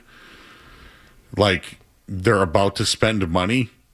Paid 2 wide receivers. Yeah, and they're about to spend money on Christian Gonzalez. That's not the Patriot Way. So, Skaz, you said age. You think Kraft's going for it? Because... Joe, I think it's something that maybe we haven't discussed because it is kind of uncomfortable. It's sensitive. It's a sensitive subject. Yeah, absolutely. But he is an older guy, and he has said, he wants to win, see another one in his lifetime. I I think that's perfectly reasonable to ask, to at least bring up for sure. Can I go more layers to it? So we started age, right? Yeah. Started age? Yep. Hall of Fame. Like, hey, you guys aren't letting me in. I'm going to make it so obvious that I'm a Hall of Famer that you got to put me in there. Maybe the criticism is Belichick kind of shielded him. It was all Brady and Belichick. Can you do it without him? If you're a really good owner, you can win a title without Belichick and Brady. I guess where I'm bringing up another layer. But I feel the shield was actual cash money spent. Maybe they were criticized about not spending. I mean, I'd actually credit them for not spending and being successful. But, dude, the Patriots have spent money this year. Nobody can sit here and say Kraft didn't spend the money. You can't say it, especially if they signed Christian Gonzalez and then Drake May's on deck. The Patriot way is either is over, never happened, or they're going for it. And yesterday I said Super Bowl bust, right? Like the Krafts are all in. Financially, they went all in with Mike Vrabel. They're all in with Drake May, Josh McDaniels. They're all in. They're spending money. They don't have many holes, Joe. Forget about the holes. We can't complain about anything anymore. They're drafting for depth. Yeah, we complain if Will Campbell's a tackler or not, but it's still a question mark, right? They've filled every need. Forget about holes. They needs. They're spending money. This is abnormal. They look for guys that they can get on the cheap and coach them up. Now they're getting qualified guys. I mean, how many times have we talked about Christian Gonzalez? Or maybe they'll trade him. Today, Elliot Wolf basically says they're going to sign the guy. Well, they're going to make him the highest paid corner ever and pay him $40 million? That's odd.